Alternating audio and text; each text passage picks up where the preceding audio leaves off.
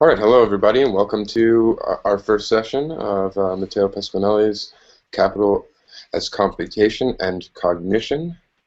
We have, I think, a good 4 sessions lined up here. It'll be every Tuesday at 10 a.m. Eastern Standard Time, whatever that might be for you.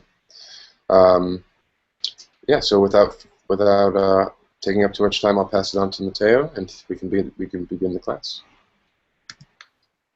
Okay, Tony, thanks for all the tech assistances for this experiment, and welcome everybody. I would say good afternoon, good morning, and good night, because we are spread all over the planet, so we belong to different latitudes.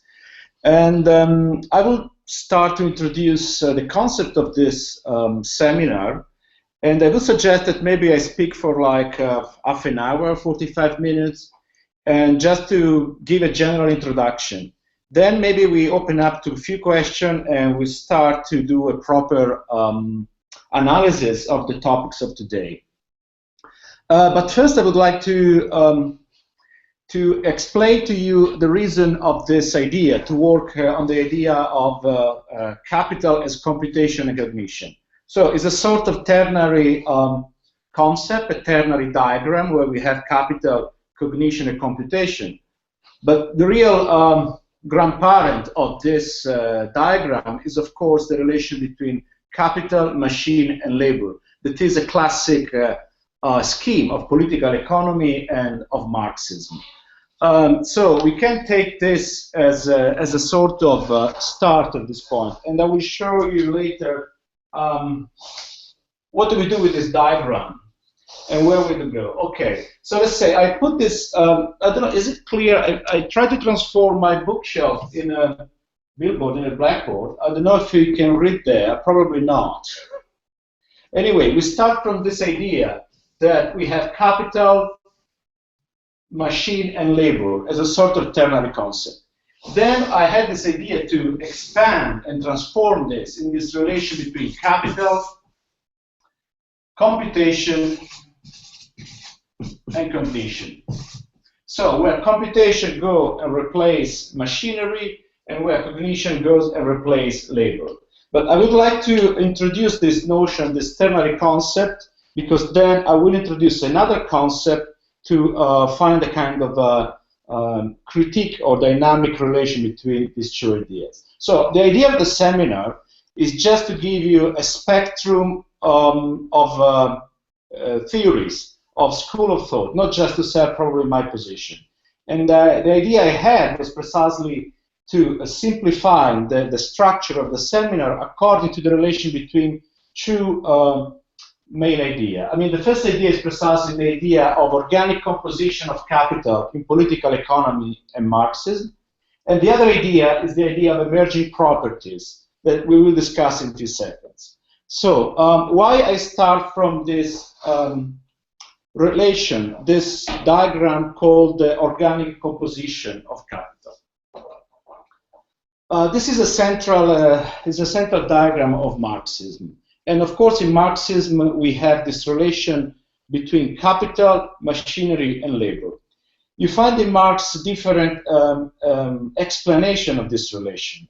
This relation between these three terms appears, for instance, in the description of surplus value, or in another important law called the law of the rate of profit to fall. What is important for me, and I will describe simply, is this, that Marx put in a sort of mathematical formula, in an equation, capital in relation to the capital invested in machinery and capital invested in labor. This is, let's call this formula organic composition of capital. This formula, for me, is interesting because it's a typical transformation in economic terms, in mathematical terms, of a proper systemic and organic way of thinking that belongs to Hegel, probably. And what is interesting in this formula is precisely an organic formula. That means that each term influences the other. So we will discuss this later, but if we will see how we can read, for instance, the role of information, the role of knowledge, the role of science in Marx's corpus, in Marx's work, through this lens. So let's try to recapitulate. I don't know if you're familiar with this, but I find this is a good way to describe one of the perspectives we want to cast on this history of the technological development.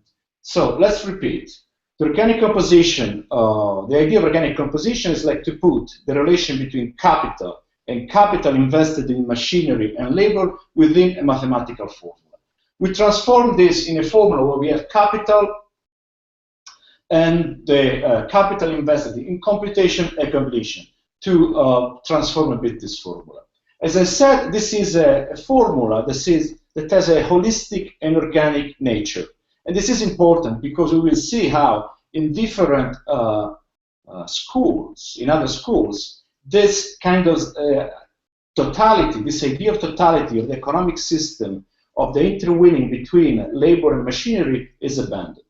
The other precisely framework, the other theoretical framework I would like to introduce to you and use during the seminar is, on the opposite, the idea or the model of emerging properties. You're probably familiar with this idea of emerging properties. I would say that Deleuze, in this book, Intensive Science and Virtual Philosophy, is probably the philosopher that applied this idea in a systematic way to biology, mathematics, history of civilization, and so on. What is an emergent property? I don't want to go here in the proper definition or in the kind of philosophical discussion, but the emergent property of a system is when, let's say, different elements start to behave in a similar way, start to have the same property, and so they produce a sort of a resonance among them. They produce an emerging quality, a sort of gestalt that emerges against the background. In neurology, you say, for instance, that neurons wire together when they fire together. In the dynamics of hurricanes and in hydraulics, you have the emergence of this kind of pattern even in a system far from equilibrium, as Deleuze was trying to explain differently.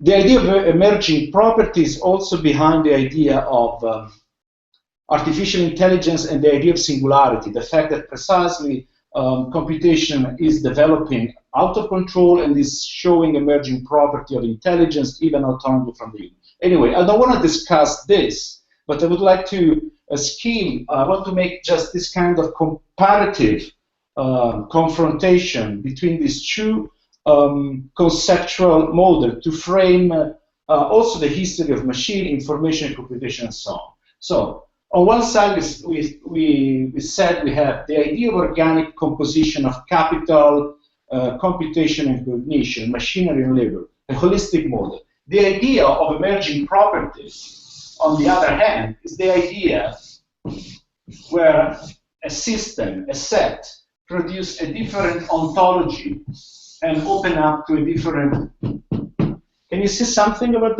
this? Or is too far? No, I can see it. Okay. Anyway, but it's better I explain this. So we have this idea of emerging properties. Deleuze took this idea, took the inspiration from the work of Deleuze and Guattari. And it's interesting, I would just to open a parenthesis here, how in this book, Deleuze, this book is from 2002, if I remember correctly, introduced the idea of flat ontology. We know that flat ontology then became a sort of another buzzword, and has been also adopted by the recent school of object-oriented philosophy. But I would like to remind how at the beginning the idea of flat ontology, on the opposite, was the idea of an economy, of an ecology, of a systemic reading of ontology. So it means that also in the idea of flat ontology that Deleuze was trying to introduce, we have not a systemic thought, but however an idea of a dynamic relation among all the elements of a system. It's sort of dynamic relation, economic relation, ecological relation that for me is completely missing in this other school of object-oriented philosophy or object-oriented ontology. So these two models for me are the opposite. I mean, organic composition is old school, emerging properties, the idea of bifurcation of evolution is something that belongs, of course, to post-structuralist, postmodern school. This is just a simple simplification of a sort of philosophical concept through which I will maybe analyze across this seminar the different period that I suggested for the next weeks and starting from today. Just as a note, because I have many things, the attempt to, so basically, what's the difference between these two schemes? One of the main difference is the idea of bifurcation. This idea of bifurcation, Delanda took it from Deleuze and Guattari in their idea, their description of the different bifurcation of the technological lineage, of the machinic phylum. It's an idea coming from Bergson with a vitalistic background. But what is important for me is like Deleuze and Guattari try to put together these two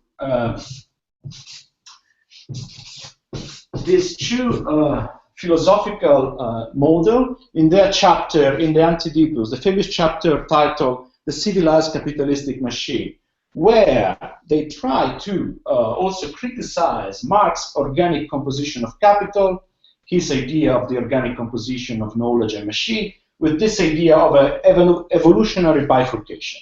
This is just a general introduction, because precisely maybe today we go back, we start with the classics, we read Marx, we discuss concepts that belong to the 19th century. But at the same time, I would like already to see that period with the lens of the philosophy of the last decades. So my idea, also because I wanted, I know that the proposal of this seminar is pretty, is introducing a periodization that probably is not very precise, but I did that for pedagogical reason. And also this sort of separation and opposition maybe can be pedagogic, but say something about a lot of debate running. So my idea, instead of making a Hegelian history or a Marxist history of the development of technology, was precisely just to focus maybe on the simple intuition of the bifurcation of the technological lineage, on the idea of emerging properties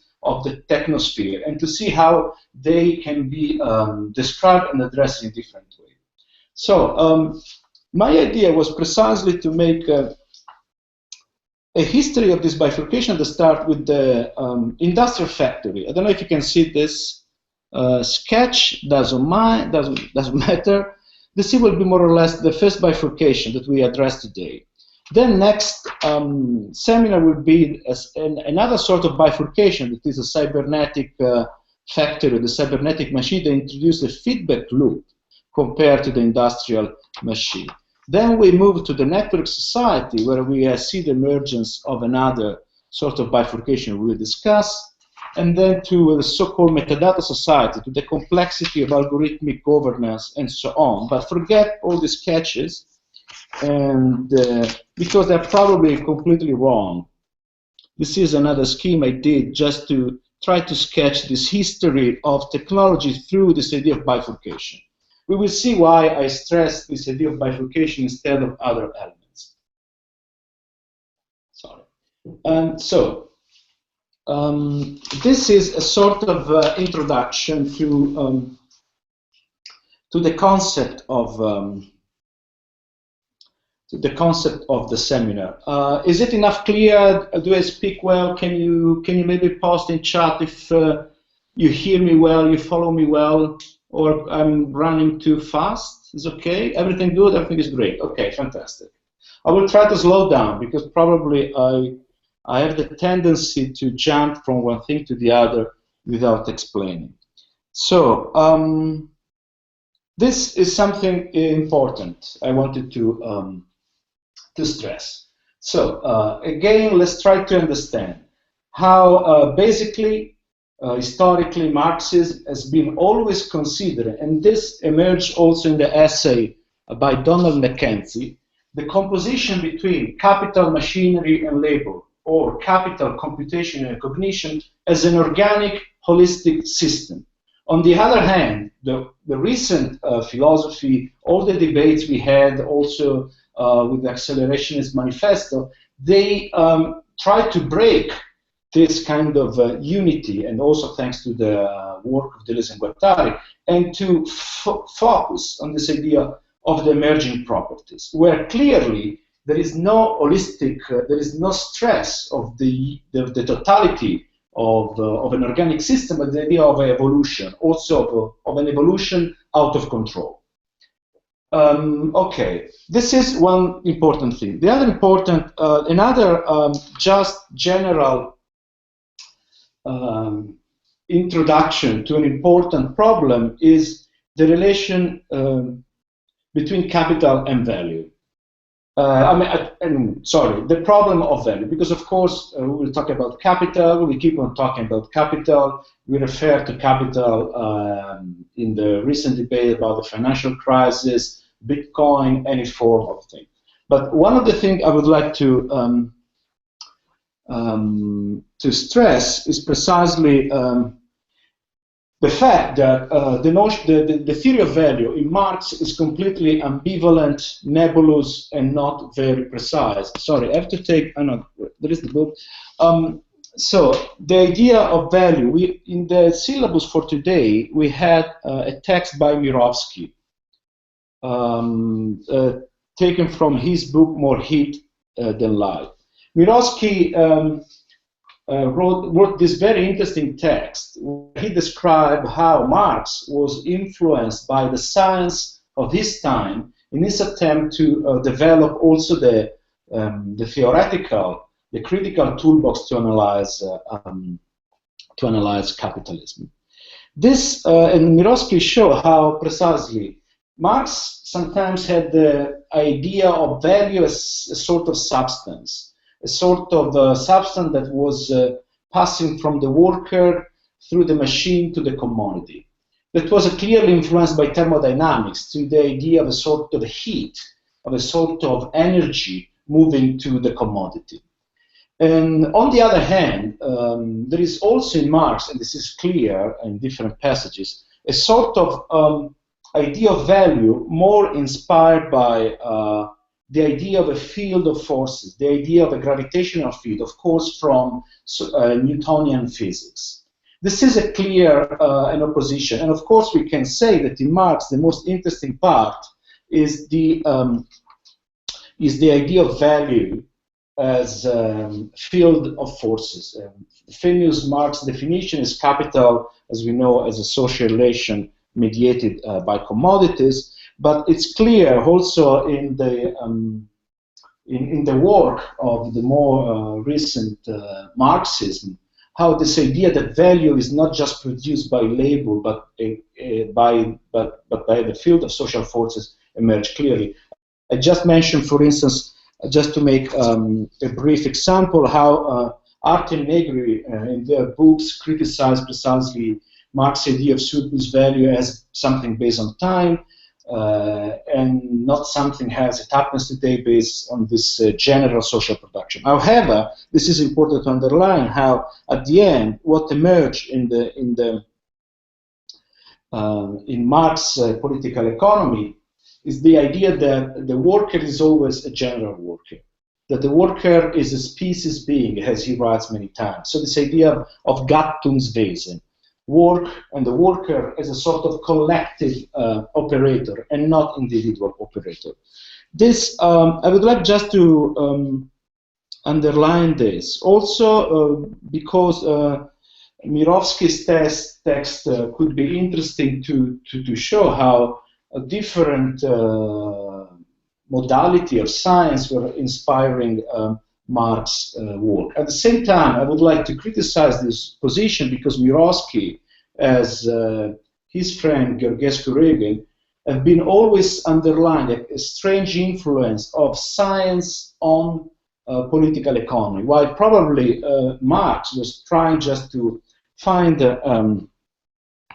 inspiration for his work in the science of his time, and what Marx was producing was not of course, an imitation of physical science, but try to say something new. So this is a kind of, I did this introduction to show that we work with a kind of conceptual dictionary, And it would be nice precisely to discuss part of its conceptual dictionary and to show how some concepts have evolved. Now, to go back to the proper to the issue of today.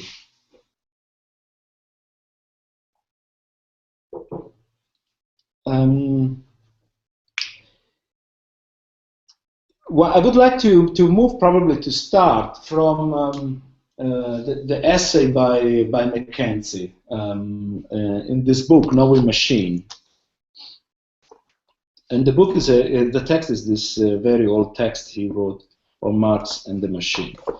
Then this will be the first part, sort of introduction to the classics, and then maybe we move to another part, to the second part.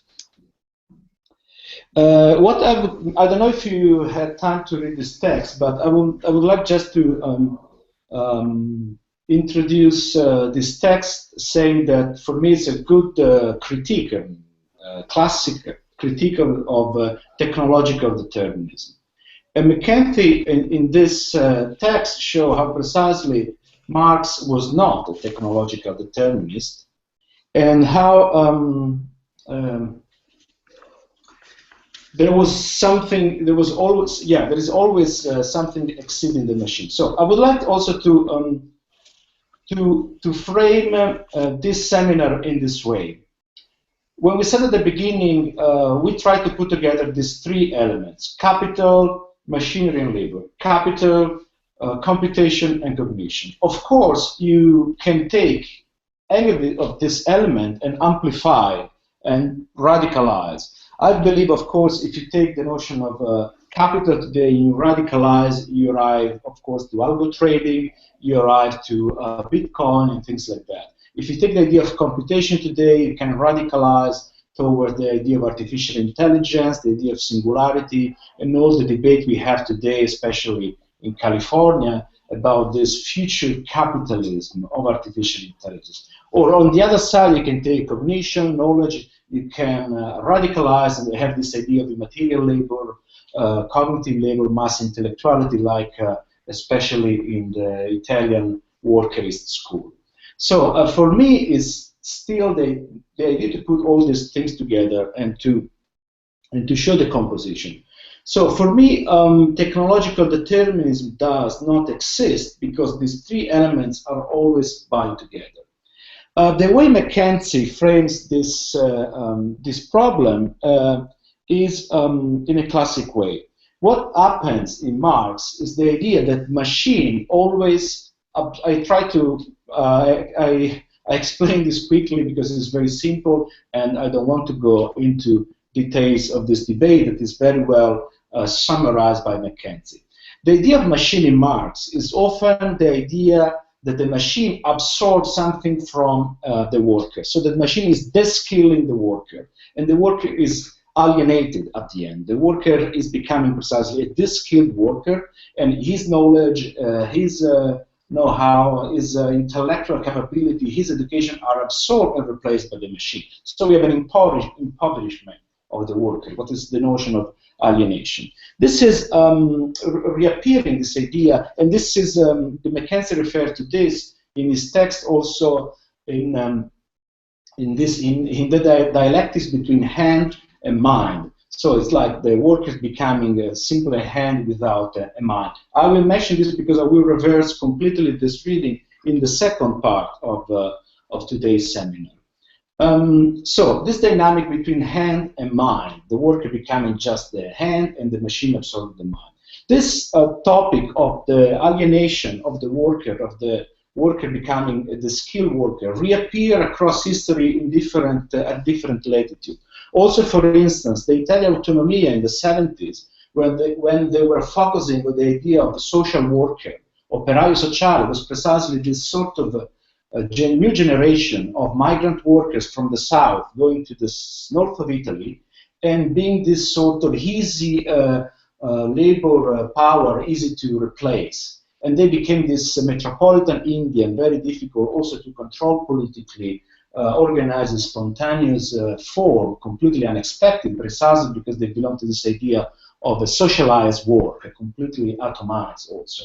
But this is emerging also in the, if you take the acceleration manifesto by Alex and Nick, they stress sometimes how today intellectual labor, any sort of strata of the cognitive life is continually de-skilled because algorithm, artificial intelligence, new forms of computation, they absorb precisely also the cognitive power. So is this, I'm just mentioning this, just to say this is an old debate. So the relation between the machine and the worker, between the computation and the cognition, is a very old debate. And of course, it's an open question. I don't have solution today to this, but I would like also to stress this, this old dialectics between, so to speak, hand and mind, as Mackenzie mentioned. This is a classic introduction to this problem. No, what's the relation between machine and us, our brain and the machine?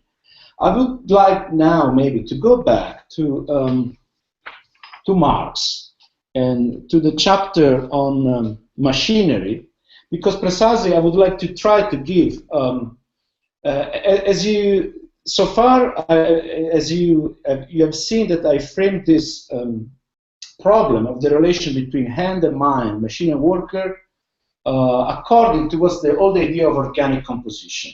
But we could frame this problem also with this approach of the emerging property. In which way? For me, it's very easy, and we'll discuss maybe later. The chapter on machinery in volume 1 of Capital is following the chapter on the division of labor. And this is thanks to the influence of Charles Babbage on Marx. So Marx took his description of division of labor and also the separation between mental labor and manual labor from this book that Babbage wrote about manufacturing. Of course, Marx had the opportunity to focus, so to speak, on the division of manual labor. But what's interesting is also this role of the division in intellectual labor that probably emerged better on the Grundrisse. This is another completely different story. But what's interesting for me is that I don't need to apply any idea of precisely autonomy of the technosphere, any idea of autonomy of technology, because if you look at history, you see clearly why machine appears, where machine appears. And if we look at Babbage, if you look also attentively at Marx' Capital, we see that machine appears to replace a previous abstract machine. This is a previous division of labor. So this is, again, a sort of analysis through the emergent properties. What does it mean, this? In the manufacturing period, if you take the factory, you had like an assembly line of workers, dividing the production of an object, of a commodity, in different gestures, in different movements, repeating the same actions every day, also in a very boring way, in a very alienating way. When the sort of degree of boredom was probably reached, magically somebody had the idea to put a machine that was replacing that kind of process, that kind of assembly line. And the machine emerged in this way. So it was a sort of industrial revolution. It was an emerging property of the manufacturing industry. And we will see this later because we will see. So the thermodynamic machine, for instance, or even let's say the first textile looms of the textile revolution were just replacing, composing abstract relations that were described before. So this is my idea, not of a technological determinism, but this idea precisely of emerging properties. I would like to mention only other two problems before making a break and moving to the second part. In the chapter on machinery, Marx says, sorry, I take the text here. The beginning, in the first paragraph, Marx says, the machine is a means for producing surplus value. This is a very controversial quote. It's very interesting because in Marx, in his political economy, machine cannot produce surplus value. So in the rest of the chapter, maybe you will find that he used the expression amplification of surplus value. Why? Because surplus value is the measurement, also according to his formula of organic composition of capital, of exploitation of the worker.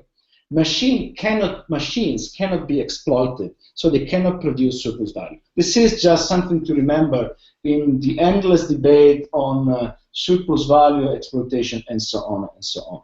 So this is an important thing to remember, that the machine in Marx is like a tool of an amplification. How much of surplus value is amplified, we don't know.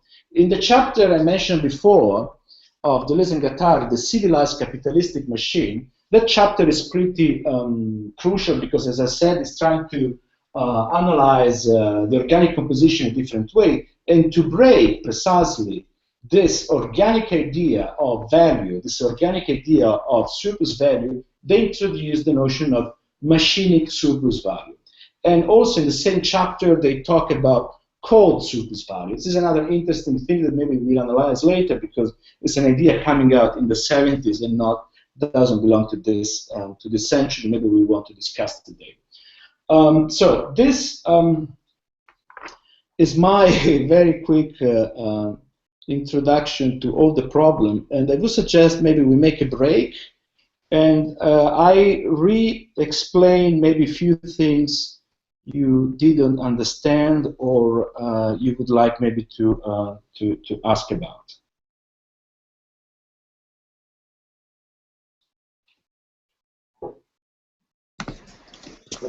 Well, Giancarlo, you had anything in the sidebar? Yes. Yeah. I wanted to ask a question that I found on McKinsey. Does the design of machinery reflect the social relations within which it develops? Do capitalists or men merely abuse machinery for their own purposes, or do those purposes somehow shape the machine itself? This is like, yeah, this is the idea that precisely the machine is replacing a set of social relations. This is my idea. But the way I decided to put this text by McKinsey in the syllabus is precisely because McKinsey does not belong to maybe the tradition of post-structuralism, of the tradition of autonomous Marxism. There is an interview between Negri and Deleuze made in 1990, where precisely because somehow Deleuze and Guattari were responsible of the introduction of the notion of machine, and so also this fetish of the term machinic that was not very clear. And Deleuze said in this interview that the machine itself does not explain anything. You have always to look at the set of social relations that are connected to a machine. So in my idea, it's precisely the fact that we can apply this intuition also to the description of information machine, also to the idea of information machine. And we can bring many examples of how precisely the industrial machine was like replacing a set of social relation, and how today maybe the Turing machine, if you take the example of social network, they replace a set of social relation. Actually, social network, they precisely are just a cartography, a parasitic cartography of our social relation. To me, the real problem still open is how much, the problem is not just this replacement. It is clear that any machine, when enter a previous set of social relation, produce feedback on this. Actually, it produces an amplification. So this is the fact that we can talk about a sort of technological, not determinism, but technological influence. And I would frame this thing, I would precisely, I don't like to use the idea of technological determinism because it gives an idea of a sort of linear movement. And the idea of machinic, introduced by Deleuze and Guattari, was precisely to solve the relation you mentioned. Is the fact that there is always this assemblage of social forces and technological forces. The open question for me is like the fact that the machine produces an amplification. Of which kind? This is the open question. In Marx, is of course an amplification of surplus value. This is very interesting, but we don't know how to measure that. This is the idea of machinic surplus value. Today, if you look at the machines of computation, this is producing, of course, an augmentation of our intellect, a new form of intellect, a new incredible external memory, external exo-mnemo technique. And of course, today there is an incredible debate about the amplification produced specifically by information machine, then intelligence machine, then machine of artificial intelligence or augmented intelligence. I don't know if I replied to your question, but probably Giancarlo, if you have a more specific passage from the essay. The question was there in the answer, so I thought it would be interesting to hear your thoughts about it. But yeah, your reply was really interesting, so I'm satisfied. Yeah, I would like to go back maybe to his text, because it's a sort of classic introduction to the problem of technological determinism. What I would like to underline also in his text is also precisely this harsh confrontation between knowledge under the form of science and the worker. So later we will see the Grundrisse, but in Capital, there are some passages that actually Marx takes from Andrew Ure, where it's clear that not just the machine, but also science becomes an enemy of the working class. I quote him page 33, of the book I have, Knowing Machine, where he say, of course, knowledge becomes an instrument capable of being detached from labor and opposed to it. This is from The Poverty of Philosophy, I guess. I don't know the quote. Then there is another passage that I would like. Yeah. When capital, this is from Andrew Ure. This is a passage from Andrew Ure from Philosophy of Manufacturers that say, when capital enlists science into his service, the refractory hand of labor will always be taught docility. It's this idea precisely of the worker becoming just a hand. And of course, we can see this role of science in the totalitarian establishment of the first industrial capitalism. And Mackenzie here always stressed the fact that capitalists were always seen in canonical Marxism as always trying to de-skill labor. And Mackenzie, however, makes this stress the fact that when we have a technological evolution, when machine precisely absorb a lot of science, knowledge, know-how, actually you need also more skilled laborers to do with this machine. And we can say today in the development of countries, I don't know, like Germany and their economic success, the fact that you need actually workers with a higher level of knowledge. So what I like in this essay is like Mackenzie is precisely making a non-linear history of the relation between worker, knowledge, science, and the machine. Is there any other question?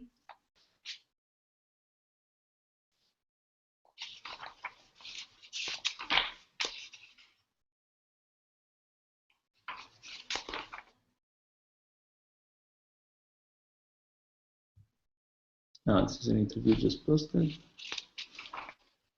I would like to try to.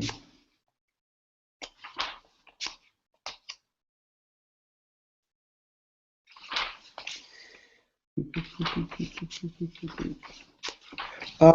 have a question for you. If you, I would like to ask you if you understood, appreciated my introduction and attempt to describe this true macro concept as lenses through which read the history that we try to describe today. I mean, if you are familiar, if you understood this opposition between organic composition and the emerging properties, that maybe I can repeat if it's not clear, because to me it's very clear and I can discuss it, but probably it's new to many of you, or probably not. It's completely easy to follow and you're completely comfortable.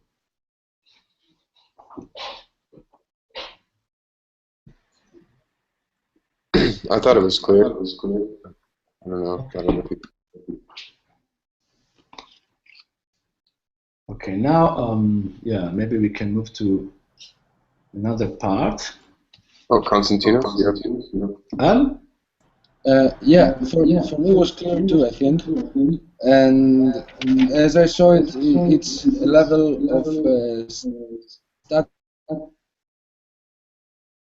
of with three elements, the machine and the labor, having this relation, and on the other hand, these emerging properties being able to change this system. I don't know, I would like really to get into this flat ontology that the Landa poses, that you showed. It seemed really interesting. I had read these, I don't know the title, I have it printed here. It talks about assemblages, and he somehow performs flat ontology on a level of society.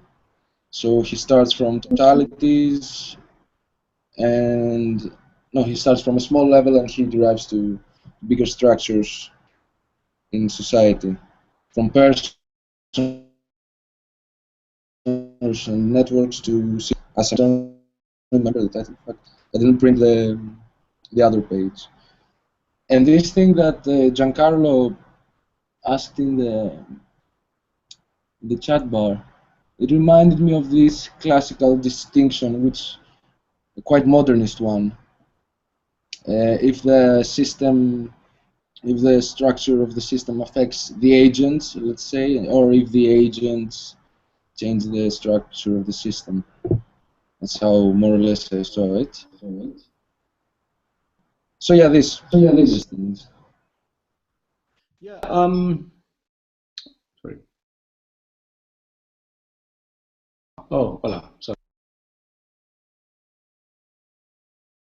No. Strange. Now you hear me, right? Yes. I guess so. Good. Yeah. Maybe we talk about the Landa.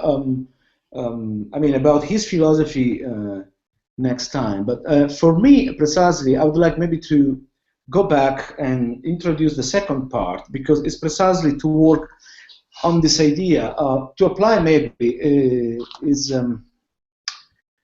model of flat ontology, emerging properties, bifurcation, to also the conceptualization and evolution of this seminar. So this is the first part was my attempt maybe to summarize a classic concept. In the second part, I would like precisely to move from an approach similar to the Landa and to show the emerging property that appeared with the industrial factory, industrial machine itself. We will read a quote by Simondon in a few minutes. But it is the idea precisely that giving the thermodynamic world of the industrial factory, however, information emerge as a property, as a particular function in the control of the thermodynamic world. And we will see how this information is precisely, in my opinion, against what we have been reading so far, part of the worker and not just alienated into the machine. Aside from this, so we can see this role of the emerging role of information that is preparing the second stage, what I define as the cybernetic industry, the cybernetic economy, and the cybernetic notion. The fact that the stream of information became a real cable become all this machine for numeric control machine, ANSI machine, sometimes they're called. And so it's precisely this sprouting, growing of information that produce, that prepare the terrain for another sort of technological revolution that is the cybernetic revolution. So the cybernetic revolution introduced this cable, this numeric control. What is interesting is that when this has been established, another emerging property is the machine to control this new apparatus. That is the feedback. This is the idea of the feedback loop, and the idea how precisely this new apparatus can be described. And also, when this information infrastructure is organized through the Turing machine and through personal computer, what is interesting for me is precisely that the network society is not just this horizontal infrastructure. It's precisely something that comes to replace, to map previous social relation and previous labor relation and industrial relation, and produce a terrain to something new. The something new is precisely this, again, this epistemic layer describing the layer beforehand. So this new layer of metadata describing the flow of information. And this layer of metadata becomes the terrain, this data space where algorithm, where the complexity of computational capitalism, so to speak, is operating. So I just make this very basic history of bifurcation, but pretty inspired by what Delanda did also in the last book. In the book of the synthetic philosophy, he was like, what's the title of the other book? He was like applying, making his history of through. Sorry, I want to find the book because you ask.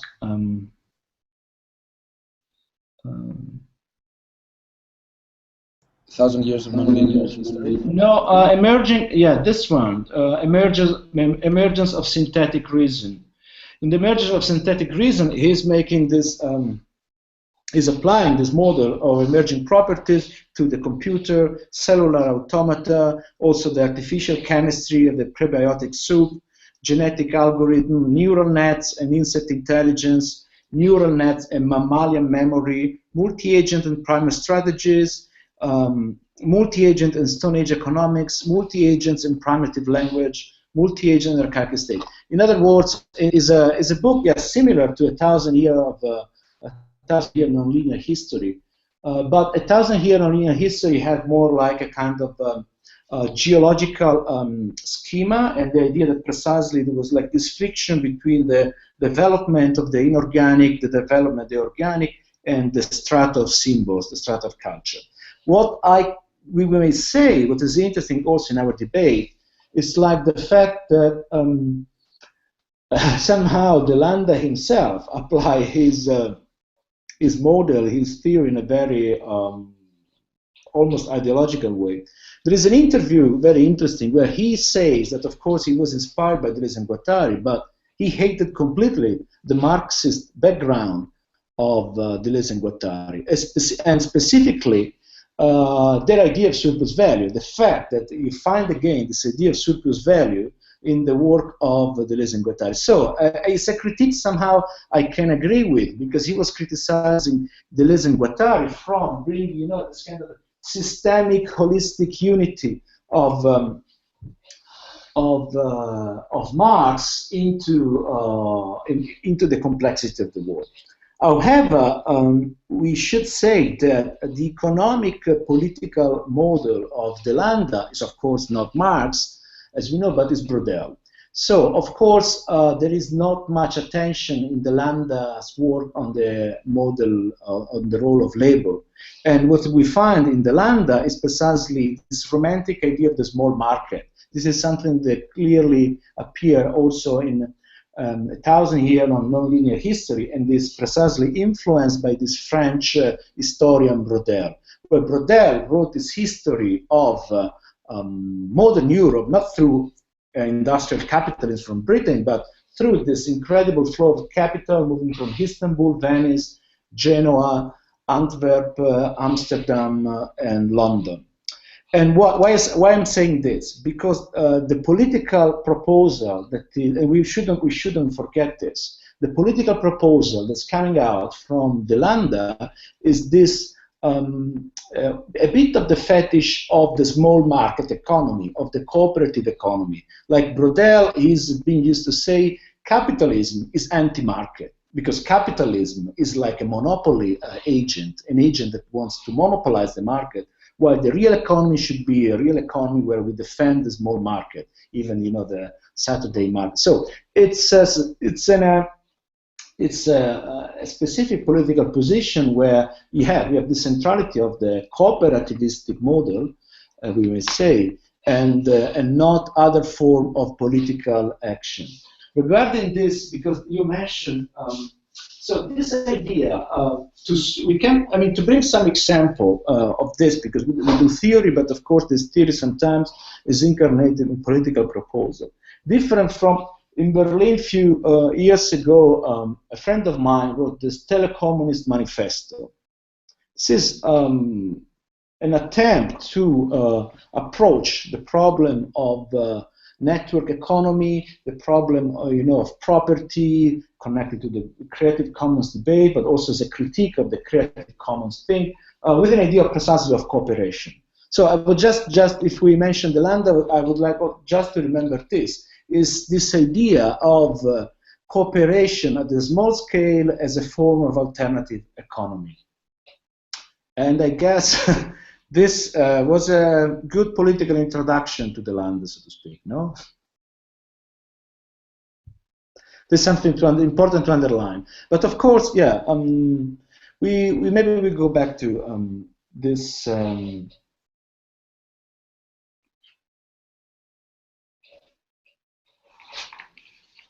Okay, if there is any other question, maybe we proceed with the second part, and I just need to find the quote that I should have here.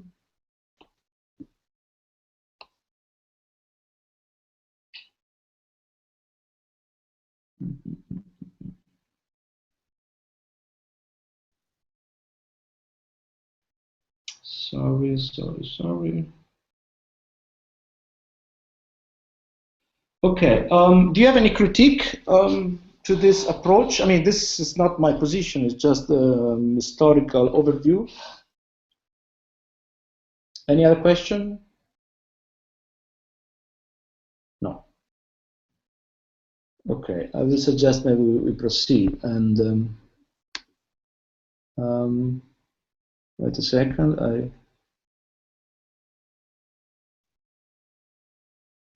So this is, as I said, a first attempt to introduce this problem. What I will try to do now is to break with what we just described.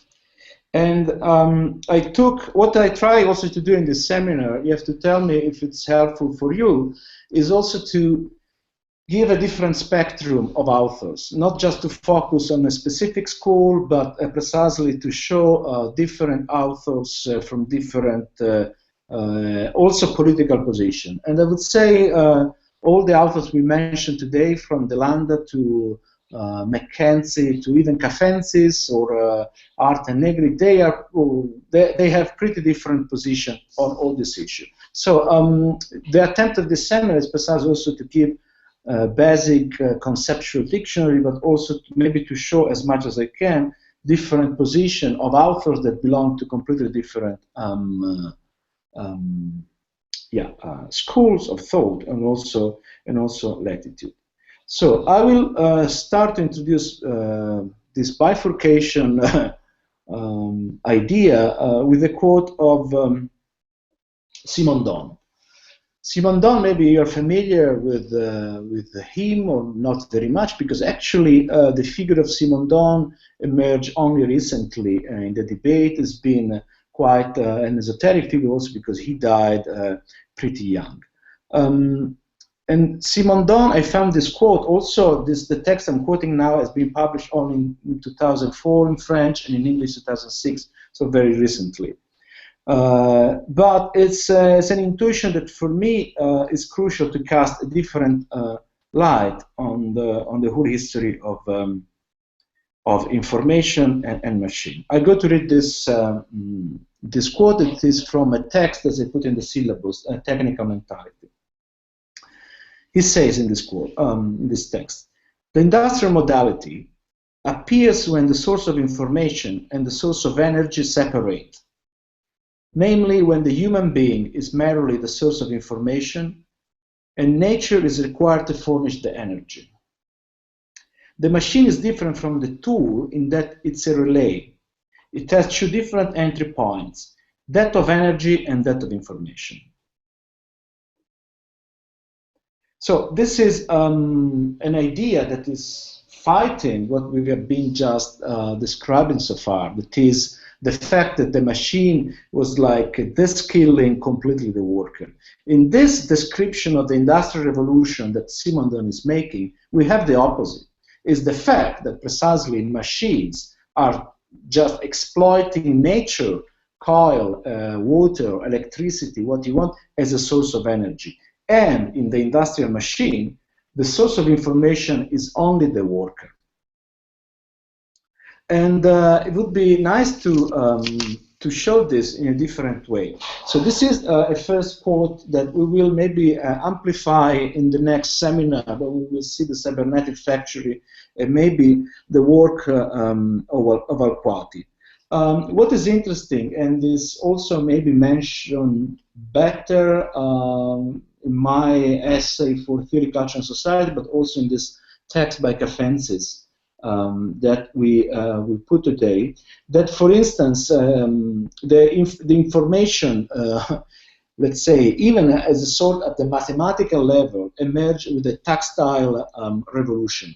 So it would be interesting not just to focus on the thermodynamic machine when we talk about the Industrial Revolution, but also on the textile industry that was working with the textile looms.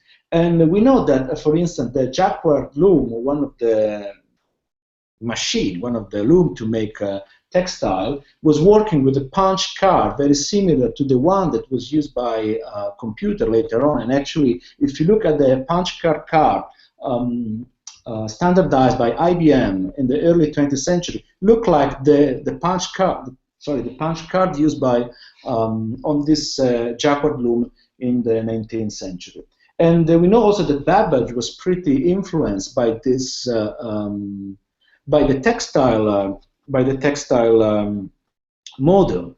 I can mention here the invention. Charles Babbage was planning to use this similar card also for his analytical engine designed in 1837. And also Ada Lovelace, that was working with him, underlined that the analytic engine was like waving algebraic pattern just as a Jacquard loom was weaving flowers and leaves. So it's interesting to see how there is an influence, there is a parallel history of the Industrial Revolution, not just the heavy industry, but the textile industry. And actually, we cannot say that the thermodynamic machine comes before, so to speak, the information machine, because the textile loom was already a sort of machine working with a kind of high density of information. I guess I don't need to show you a picture of all these Jacquard looms, but if you go online, you find them very easily, and you can see how precisely it was also sort of mathematical level. But why I mention this? Because there is something also to remember in all this dialectics and different development of technology. It's also a kind of inspiration we can. It's also an idea that Mark Hansen, now teaching Duke, has stressed in the past. It is the fact that sometimes machine technology appears before the science that goes to describe it. This is an interesting thing in terms of emerging property, also in what is the cognitive development of technology. That means that we had first the steam engine, and then we had the thermodynamic theory.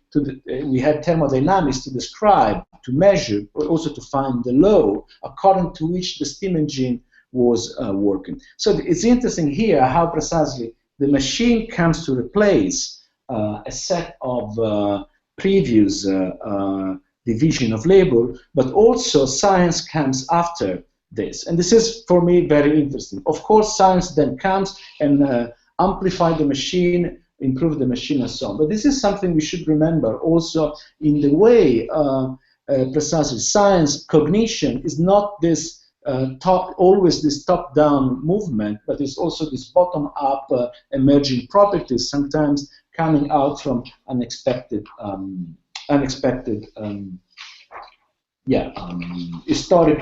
historical events. Now, I would like maybe now to read some text. Do you want to read any text specifically today? Because my idea was just to move to the most, so to speak, esoteric and prophetic text that would be the Grundrisse by Marx. But I would like to hear, your opinion, your idea.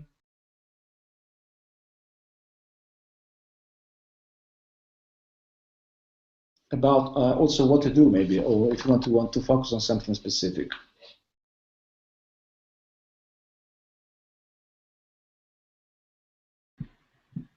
So, shall we proceed with Grundrisse, and we maybe read that, or do you have any desire, or any specific desire according to the syllabus of today?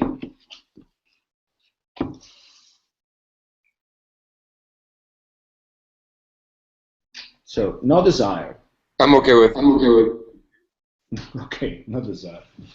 Yeah. Can I ask you? Are you familiar with this? Because I put this, of course, the canonical quote from the fragment on machines in the syllabus. Yeah. Okay.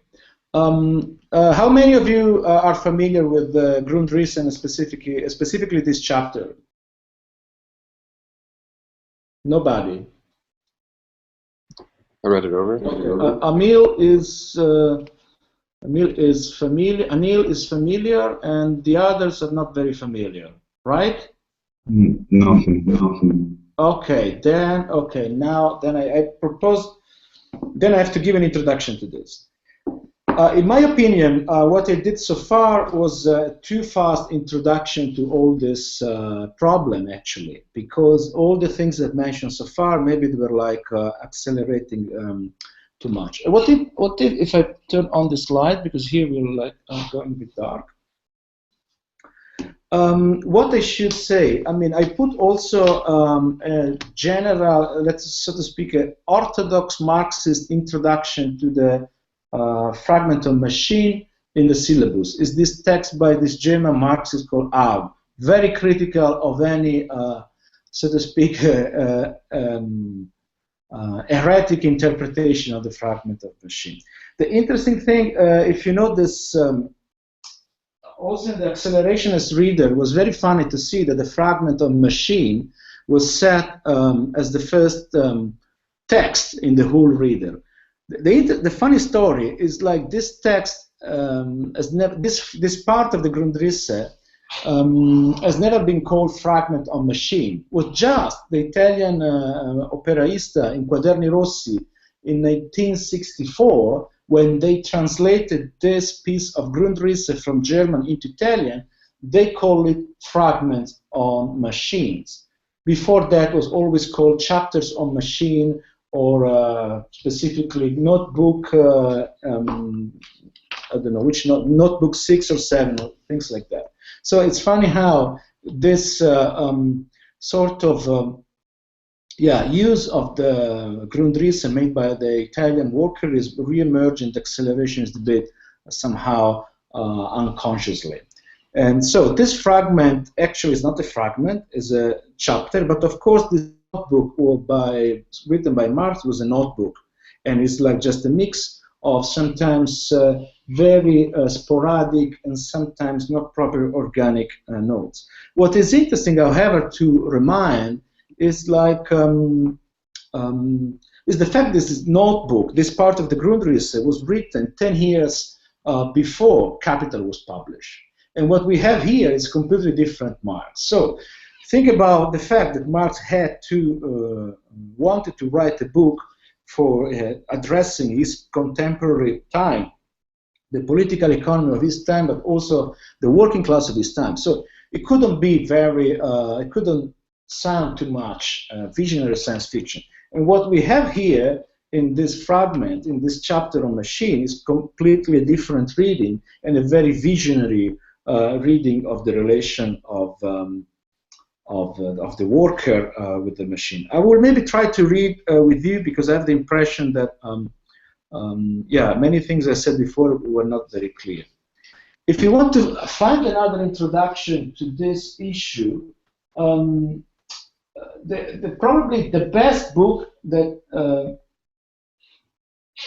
Negri ever wrote is like the book on the Grundrisse, published in English as Marx, Beyond Marx, and actually was the content of this seminar that he made with How to Say. And this is a proper, that's the real, so to speak, systematic reading of the Grundrisse within the tradition of Italian operaismo. And but what I would like to do today is precisely to show how we can understand these passages on the role of knowledge, on the role of science in the Industrial Revolution, only looking at this formula of the organic composition of capital. Because we will see that Marx is always trying to understand how much science is moving from the worker to the machine, how much knowledge is absorbed by capital. Why I'm saying this? We will read these passages, but I would like to repeat this, is the fact that this formula of organic composition is somehow an iron cage, is a straitjacket, conceptually, theoretically, is a sort of system where you cannot escape from. And I'm not surprised of all the criticism that came after, and also the criticism of Delanda, of any other postmodern criticism. So, and we will see, it's a bit of a claustrophobic formula, because what this formula can bring to is just the idea of internal crisis. So this is precisely the formula according to which Marx, also in Capital, introduced his idea, that is a typical problem of the political economy since Smith and Ricardo, this idea of the tendency of the rate of profit to fall. So Marx, when we read this passage of the Grundrisse, you have to keep in the background this formula of organic composition, and also the fact that this formula is bringing to a collapse of the system through a collapse of the rate of profit, and so to a sort of apocalyptic end of capitalism. This idea of capitalism is suppressing itself. But you understand that from the way I describe, you hear also sort of Hegelian approach to all these things. Maybe I don't know if I have the book. Yeah, we can start from page 706. No, wait a second. Do you have the same? Which version? I have the Penguin. I don't know which text. That's the one I got to, that I put on the classroom. Okay, if you don't want to read, I mean, I can. I would start from page 694.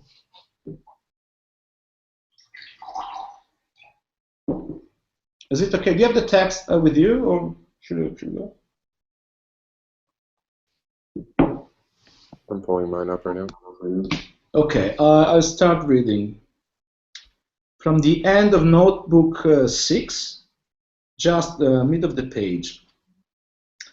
The accumulation of knowledge and of skill of the general productive forces of the social brain is thus absorbed into capital as opposed to labor, and hence appears as an attribute of capital, and more specifically of fixed capital, insofar as it enters into the production process as a means of production proper.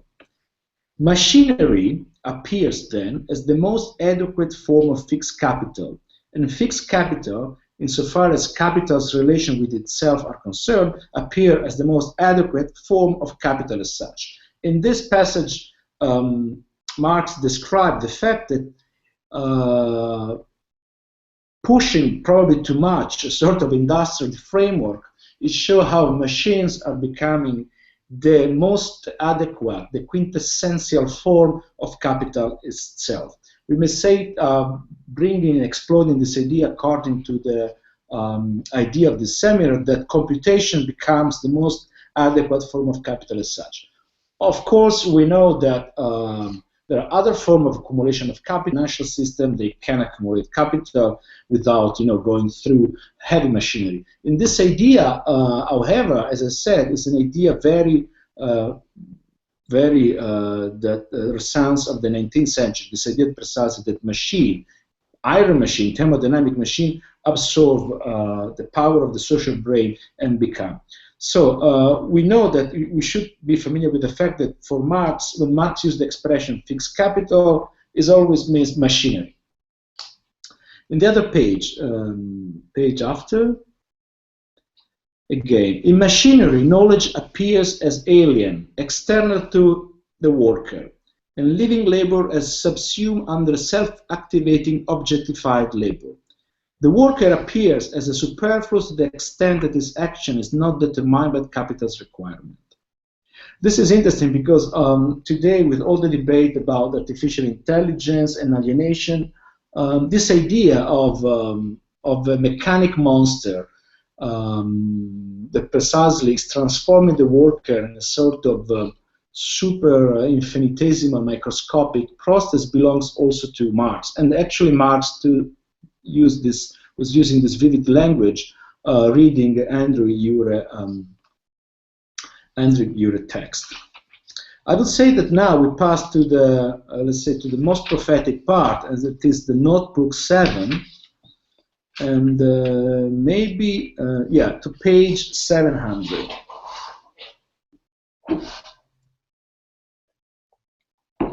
Okay, if we keep in mind again, this formula of the organic composition is precisely that at the beginning we have capital, and then we have machinery, and then we have the work. But of course, as we said, this was the beginning of industrial capitalism. Then Marx says that machinery keeps on accumulating knowledge and science, and so they become stronger and bigger and bigger and bigger.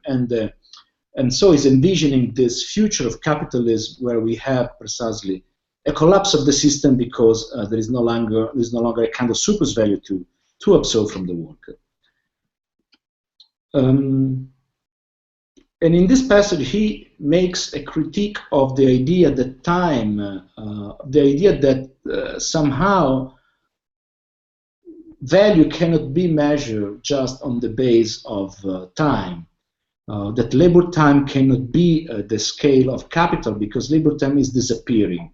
So if labor time is disappearing, this is producing also a kind of, is freeing new social forces and a lot of free time for the work. Anyway, let's read this passage.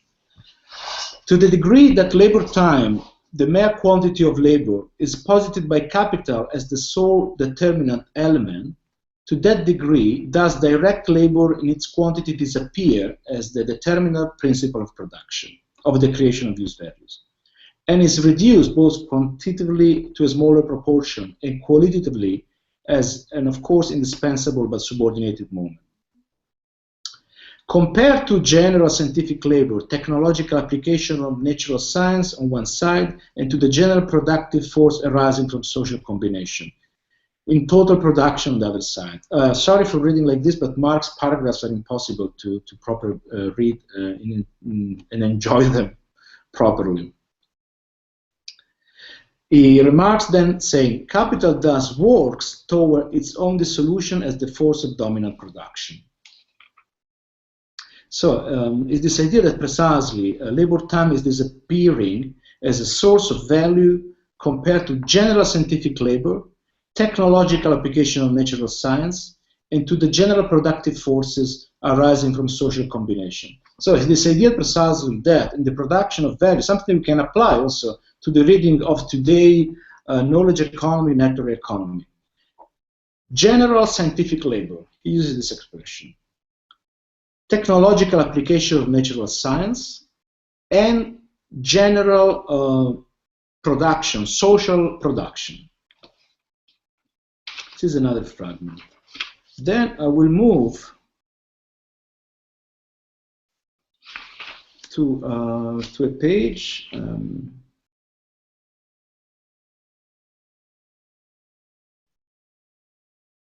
Page 705, where again he's like going back to this critique of labor time as the base of labor. He says, the theft of alien labor time on which the present wealth is based appears as a miserable foundation in face of this new created by large-scale industry itself. As soon as labor in the direct form as ceased to be the great wellspring of wealth, labor time ceases and must cease to be its measure, and thence exchange value must cease to be the measure of use value. This is one of the passages that's being used by all the neo-Marxists and post-Marxists and the autonomous Marxists in the last 20 years, precisely to say that value and also our contribution to our wage, the way also our capacity is recognized, shouldn't be any longer measured in terms of time we spent in front of the machine, in terms of time we spent, because it's precisely the whole social life that becomes productive. And this is also the idea behind and also one of the quotes is being used to sustain this idea of basic income. Then the next page, 706. The free development of individualities, and hence not the reduction of necessary labor time so as to pose the surplus labor, but rather the general reduction of the necessary labor of society to a minimum, which then corresponds to the artistic, scientific, etc., development of the individuals in the time set free and with the means created for all of them. Sorry, it's very difficult for me to read these convoluted English phrases, but it's precisely referring that also this freeing of individual time will produce a new society where people could cultivate their artistic, scientific, and other interests. And then further down,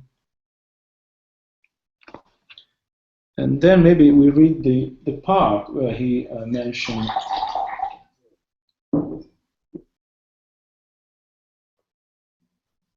the general intellect itself. So yeah, the end of page 706. It says, nature builds no machines, no locomotives, railways, electric telegraphs, self-acting mills, and so on.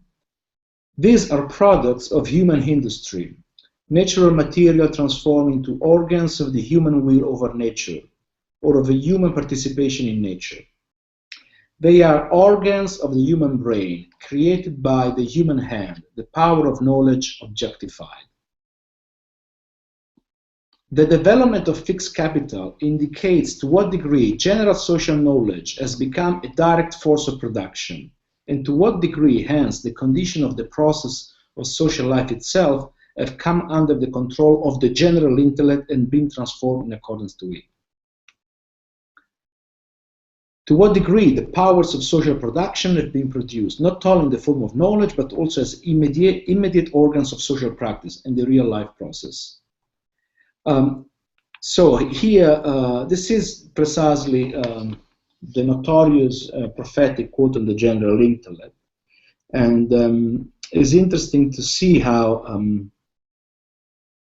he's like focusing on this idea of general social knowledge here. Sometimes before he was writing about general scientific labor, now he's referring to general social knowledge that becomes a direct force of production.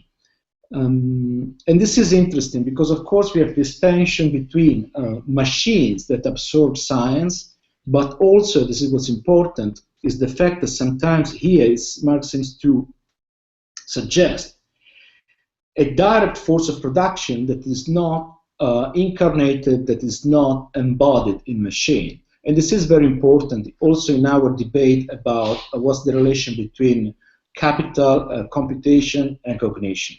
So before going back to that, this is the idea that precisely this general intellect is not just a general intellect of science, but is something that could belong just to a sort of immaterial mass intellectuality that belongs to education, that sometimes can be embodied in schools, in social circles, in network, but not necessarily maybe in science, technology, and so on. So it would be interesting in the debate. It would be interesting to track in the debates we had since the 60s, what is the nature of this knowledge, of this immaterial sphere of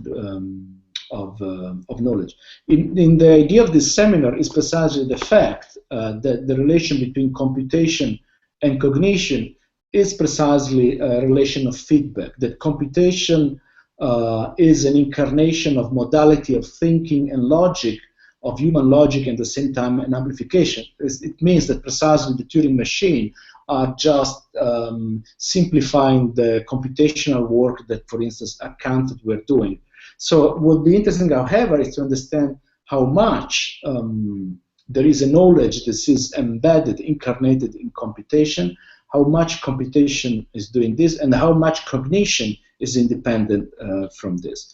This passage has been across different decades, has been reading in a different way. For instance, in the 60s, when the Soviet Empire was still up and running, it was used to criticize the, let's say, the apparent political neutrality of science. This passage was used to mention the fact that science was always embedded in the in capitalist history, in capitalist colonialism, besides the science was not neutral.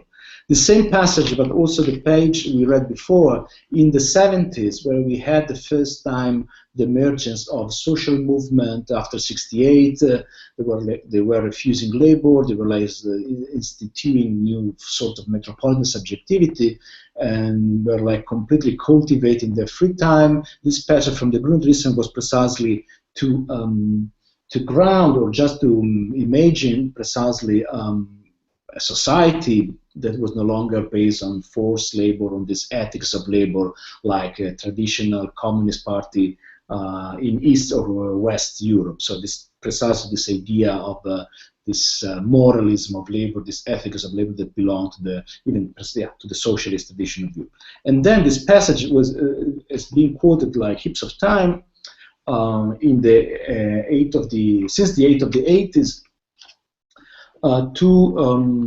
As a sort of prophecy of the knowledge society, as a sort of prophecy of the form of labor of post-Fordyce and the role of knowledge outside what was like precisely the traditional regime, the traditional factory. So the role of knowledge across the society, the role of knowledge crossing the networks, and so on and so on. And today is the same paragraph or the passages we've been reading that have been also posited at the base of this idea of the full automation of the economy, and also said it's the same intuition we find in the Acceleration Manifesto, precisely on the fact that automation actually should be full embrace for a society that can control and have a lot of free time.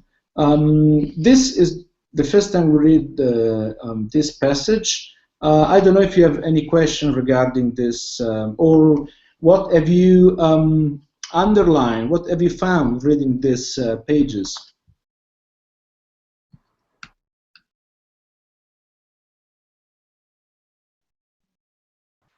It's very interesting to see how I'm hearing my voice. It's strange. Could you? Okay, thank you. Thank you. I don't know. It's very interesting to see how this, I would say, the myth of technology is cultivated throughout centuries. That it's going to liberate human time. One can see this also. I read some passages from Babbage's, the other PDF, Babbage's PDF, Charles Babbage, yes, and he states that in order for the civilization to have a career, he says the career of civilization, so that the machine will let the human liberate his time from labor, exactly. And it's also very interesting that Charles Babbage he starts the book using diagrams and using some kind of statistical model. The first one for agriculturalists and non-agriculturalists, percentages in each country, and the other one I don't remember what kind of diagram was it. But it's really interesting to see how the myth of the machine is cultivated throughout the centuries.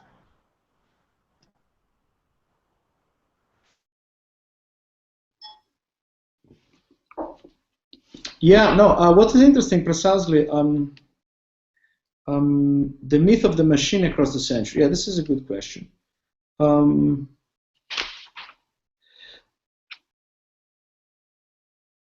Is this also McCarthy's essay? I don't know if you want to talk about this, but I didn't get properly, Constantine, your question in relation to. We can go back to Babbage and maybe talk about its division of manual labor and mental labor. But I don't know. I didn't understand what you referred to with this myth of the machine. It wasn't a question, it was a sort of statement, a very simple one. But the myth of the machine, we could say that it's the notion of believing that machine will actually free the human from labor. And it's this statement that you see is not correct, is always a possibility, it's always a could be, and of course it never happens. And I've also read the criticism from a collective in the USA, how Marxist thought, and Marx himself also believed in machines, let's say the invention of the railway, and how ideas could flow more easily, so that could lead to the liberation of humanity. And they extend this critique into the internet era, let's say, and they have this kind of radical critique that internet is a prison and blah blah blah, and it does bad and it's gonna imprison us, such and such. But it's very interesting to see that. So what I want to say is not a question, just in order to converse. This is, I guess you can hear me, yes. Of course, yeah, this is, now we started maybe a proper political conversation on the role of the machine. And in Capital, you have clearly this description of the industrial machine as a tool to suppress strikes. And also McKenzie is mentioning this in his essay. But I totally agree that Marx had quite yeah, he had the same actually somehow enthusiastic approach in relation to Capital. So what he precisely, I agree that he had somehow, yeah, a sort of fetish for the machine as a form one day of liberating the human, but also had the same approach toward capitalism. He was saying that precisely capitalism was better, than the feudal system, the time of the new feudal society.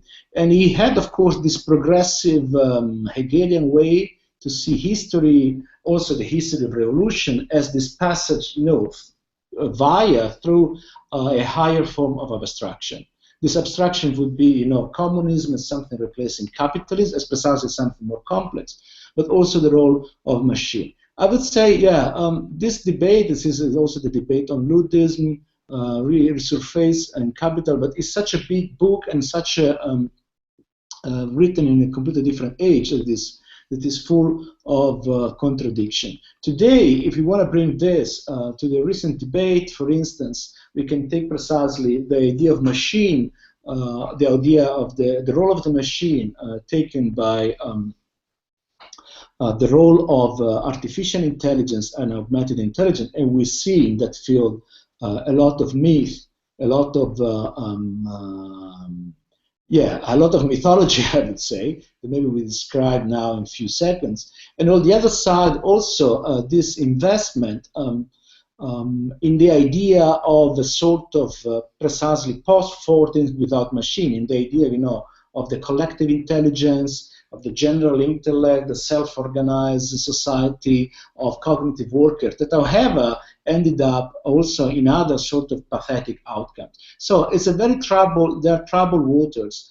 And in my opinion, even today, we cannot find a nice approach to this. I will start maybe from the second side, talking about cognition, or the idea of independence of cognition. So this has been cultivated by a lot of thinkers that belong to the autonomous tradition, but also if you take Mackenzie, this book, Knowing Machine, one of the last texts is precisely tacit knowledge and the uninvention of nuclear weapons. Anyway, in general, there is also the fact that precisely there are forms of tacit knowledge that are part of the composition of society, of the economy, and they're not. So they're like precisely a lot of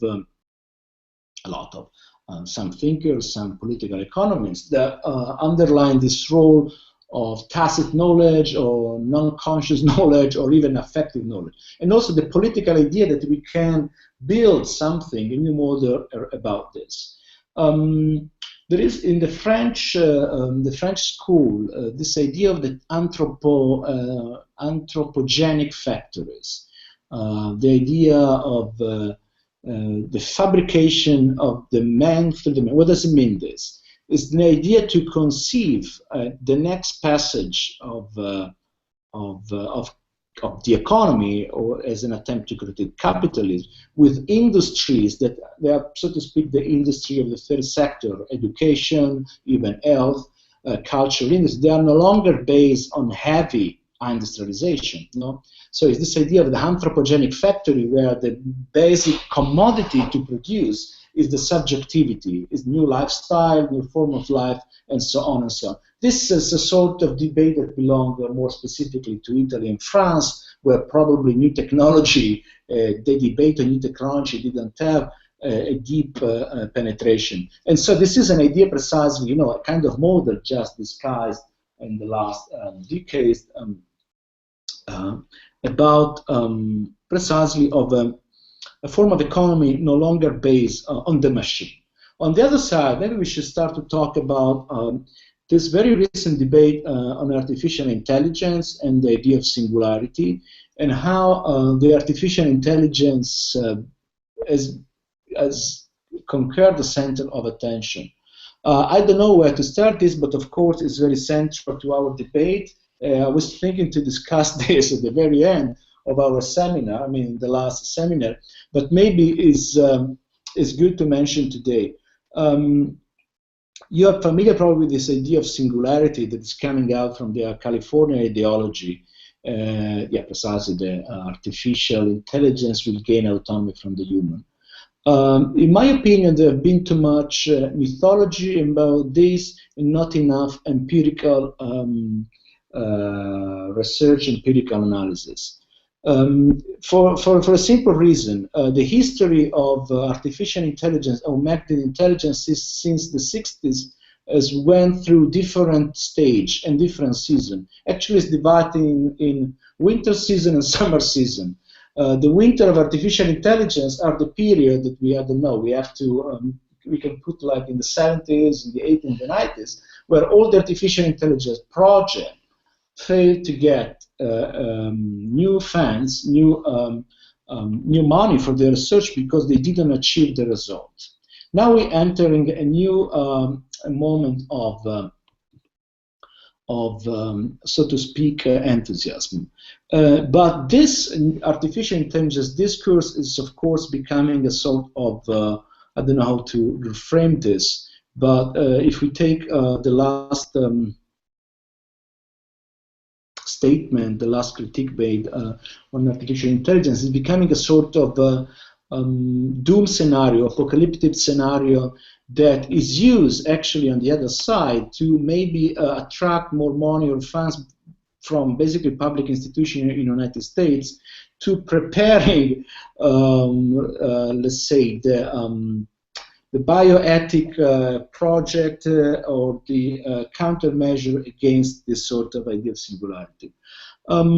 Also, in this idea of autonomy of artificial intelligence, I would say the most interesting thing to do is, as I was trying to say, is just to leave aside this newspaper enthusiasm and to look at the empirical level. And I would mention precisely the way this artificial intelligence is being employed by Google, for instance, and how Google is becoming, so it's like the artificial intelligence is embedded in a clear economic system and is not, and is used, for instance, to for higher form of computation that has nothing to do with the kind of securitarian threat to humankind. But maybe I reformulate this better in the next seminar. What I was trying to say is precisely today artificial intelligence is taking the role that a sort of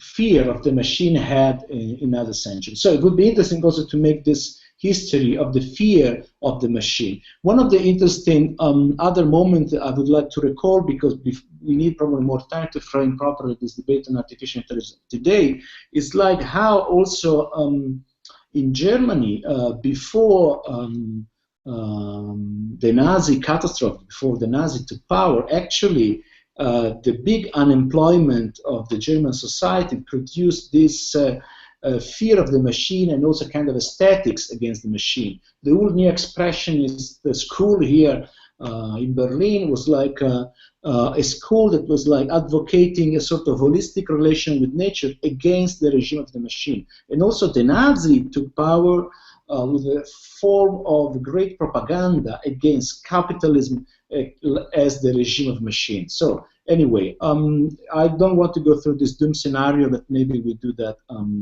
yeah, in the last seminar.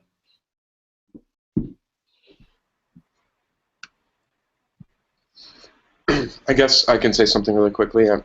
Touching back on the question of the machines liberating, you know, this sort of utopian vision of machines liberating our time. Around the 70s, you have obviously you have the precariat. You have this ideal sort of cognitive workers. Sometimes they're called cognitive workers, but this very positive element. And now, if we're looking into precarity, it's coming in more and more in a lot of academic texts as being a very sort of it's a sort of negative effect of now being liberated from our. We're being liberated because the machines are working. We have more free time. However, we have more insecurity and less job security, and we don't know. We're temporary working, whereas this was a very positive thing 30, 40 years ago. So just wanted you to maybe comment on precarity. Yeah, no, I would like to reframe this in a different way. Why you said the 70s? Repeat that. I'm sorry. Why in the 70s, Tony? This precariat isn't it a French neologism that comes around like French Marxism? I'm not sure. I could be wrong. With that. Yeah, no. I mean, precariat is a term that emerged, let's say, in the late 90s, 2000. Oh, okay. Sorry. No, what I would like to reframe, okay, let's go back, because as I said, when we talk about, we fall into, again, this triad debate on technological determinism, or in this doom scenario thing that actually we can, but what is interesting for me is precisely the role of our relation with machines in terms of capital, in terms of value, in terms of economy. So what we can take from today's seminar, specifically in relation to Marx, this is something important and something we can apply also to contemporary debate today, is this. Fundamentally, it's not just machine. It's not just a matter of technology. It's not a matter of computation and cognition. It's a matter of embedded, incarnated value. So all the Marxists, they have also always this expression called fixed capital. It's a bit boring outside Marxist circle because you can hear continuously these people talking about fixed capital and you don't understand. But it's the fact, as Marx tried to describe, that capital is incarnating value. And today, so it's interesting to see, for instance, how this dimension is completely missing in the last, for instance, in also the accelerationist manifesto. So one of the critique we can make also to the accelerationist paradigm is the fact that this sort of monetary dimension is missing and the dimension of incarnated value is missing. So we saw this idea of organic composition of capital is pretty old, is a straitjacket, but it has this good thing that machine at any level, even as an incarnated science, incarnated knowledge, they have a value role. What does it mean? This that one of the proposals, for instance, one of the political analysis and proposal that we can do is not just about repurposing technologies, not using again technology for a better world. It's something we want to do, but it's to consider today, in today's struggles and fight, the idea that machines, technology should be part of our, so to speak, basic income. So it's like not just the reappropriation of machine as technology, sorry, the reappropriation of technology and the redesign, re-engineering of machine for great purposes, but also their appropriation of them as sort of value, as fixed capital, as part of our welfare.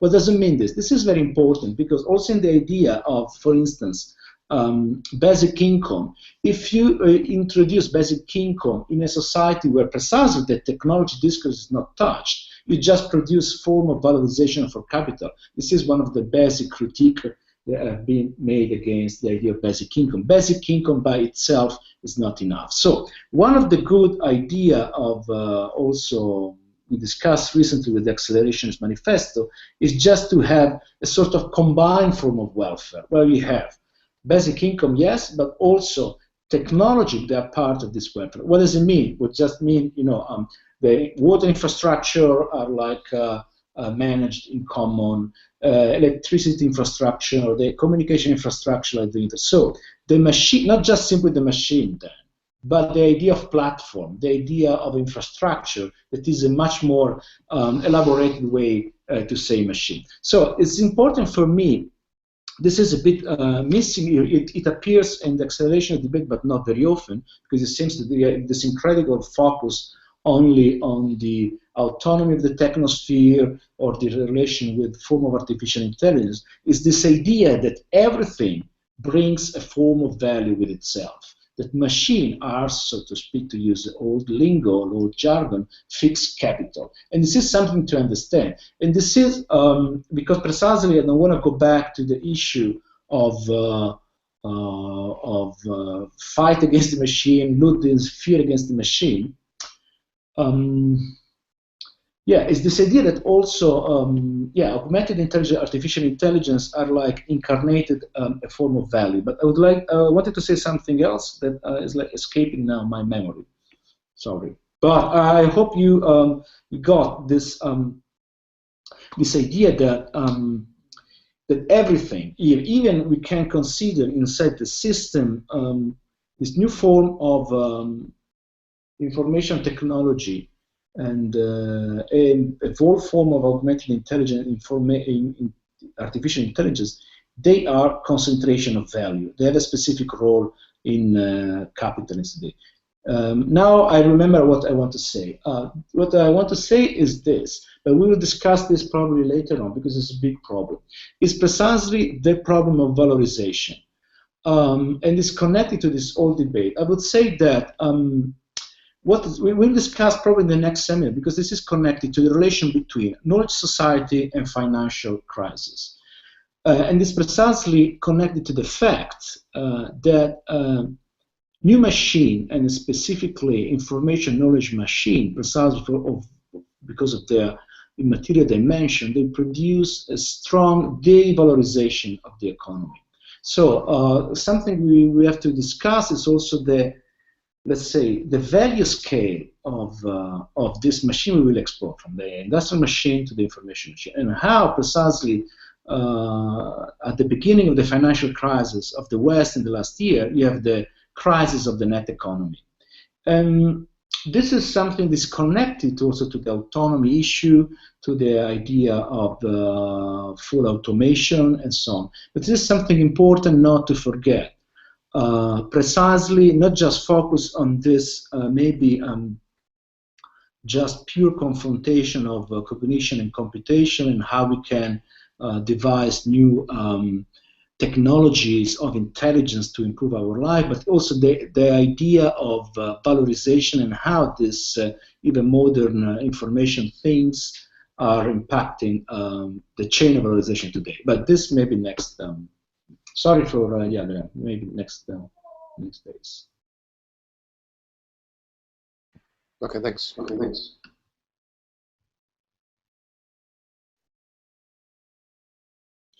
Maybe, Tony, should we wrap up in some way, or we have like 15 minutes left, right? Or more? No, we have 45. Ah, okay, so I think it was like till 6, okay. Do you want to take a break, or what should we can take a 10-minute break and then come back. I'm okay, but maybe we take like a 5 minutes break. Yeah, if we take a 5-minute break, maybe we all just come up with a discussion topic, and then we can discuss it. Yeah, I'm back. Yeah, I'm back in 5 minutes. Okay, great.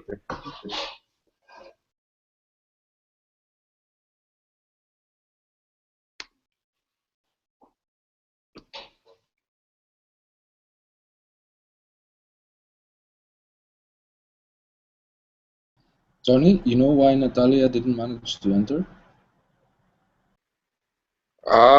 No, I messaged her. I gave her the account a few times, and I do not know. Have you spoken with her? No. I just saw her message right now that in the Facebook chat. Oh, I haven't received anything. She never responded after that, though. But then I emailed her to all of the accounts that I know of, so I can only do so much. Cool. I'll go put some coffee. Be right back. See you soon.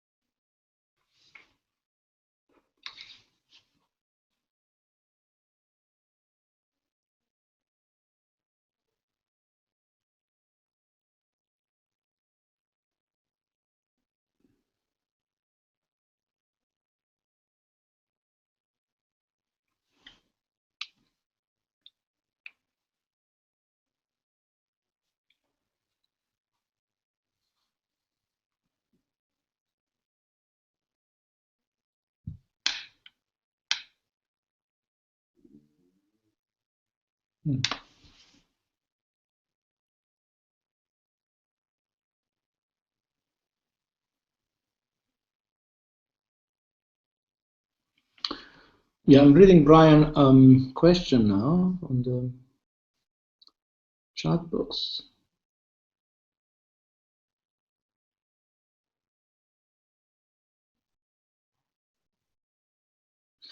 Brian, can you hear me? Yeah, okay. Yes, precisely that value can be considered a computational, let's be more precise, not just values, price in the market economy can be considered a computational tool by itself. But we will discuss this in the next seminar because this is precisely one of the issues of the cybernetic factory and the so-called calculation problem of the socialist regime. And the fact that precisely in the cybernetic model of the 60s and the 70s failed because it had this idea to introduce a centralized way to calculate value via precisely price, or vice versa to calculate value via price. So yes, we can do this, but this is yeah, it's a problem, it's a definition that emerged only in the 20th century, and that of course one of the central technically aim of this seminar is precisely to discuss this, as precisely as we have an overlapping of, so to speak, computation and capital also in the economic system before any, any kind of intervention of machines or whatsoever. But this is a canonical problem also of the neoclassic economic theory. Today, of course, we can bring this to. Sorry, was my camera off? No, my camera was on. You hear me, right? Now it's off. Now it's on. Yeah. I mean, anyway, you can hear me well. Good.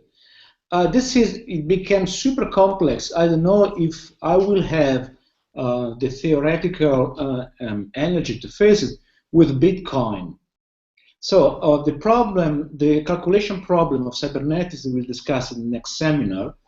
Bitcoin itself becomes this layer where capital and computation are almost identical, so to speak. And this brings into another different scale of problem, because it means precisely an autonomy of capital from the banking system, a pure autonomy of capital from any previous infrastructure. And Bitcoin also is burning in itself such a depth of calculation, of computation, is also precisely beyond human capabilities, like this idea of the cryptocurrency that is something that no human mind can, or even not proper advanced computer can solve. Yeah, when Tony is back, maybe we start to wrap up, and I have a question for you, and maybe we'll read the few passages from Deleuze and Guattari to simplify and to use another language. Okay, I'm here. Okay, so my question for you is the following. Are you more familiar with a Marxist language or a post-structuralist Deleuze and Guattarian language? Are you more familiar with the Marxist philosophy or the post-structuralist philosophy? Post-struct. Or how many post-struct?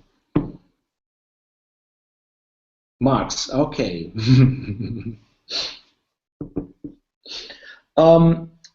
Yeah, one of the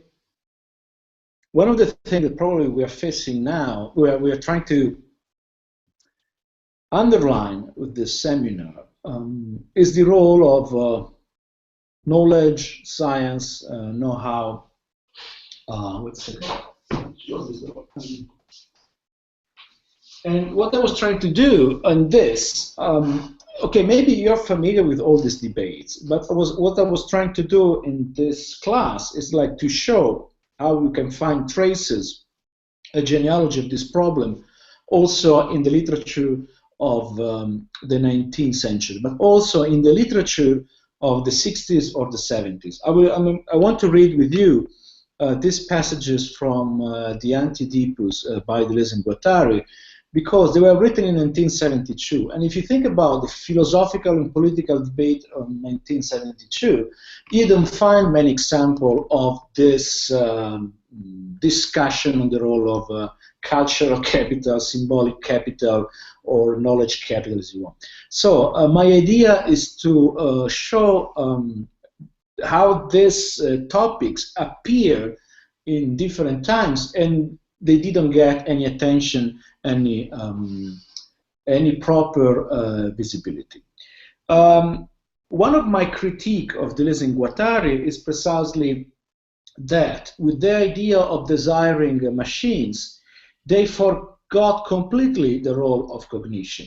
Of course, we know that the ontology of Deleuze and Guattari was coming from Spinoza, but also from Bergson. It was completely anti-Lacanian philosophy, not because they had this trauma with Lacan, and it's totally understandable. But the problem is, trying to get rid of Lacan, they got rid almost of cognition. So if you look how they focus so much on production, this is interesting. They focus in their ontology so much on this level of production. Desire is incredible production, flow, and so on.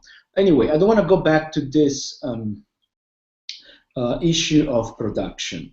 But of course, the way they opened the Anti-Oedipus in 1972, saying that unconscious is just this flow, the inconscient is just, producing instead of representing, was something similar to what was autonomous Marxist was doing the same here, the recognition of the regime of production spread out across the metropolis, spread out across any form of our life. But in this way, in my opinion, they completely obliterated the role of cognition. They knew, they were very well aware, Deleuze and Guattari, both of them, of what cybernetics was. There was a huge debate on cybernetics in France, and of course what they did was like to reabsorb this role of the information machine also in their view of the desiring machine. But this, only a few pages, this is a crucial problem for them. I mean, for me, in my opinion, this is a problem.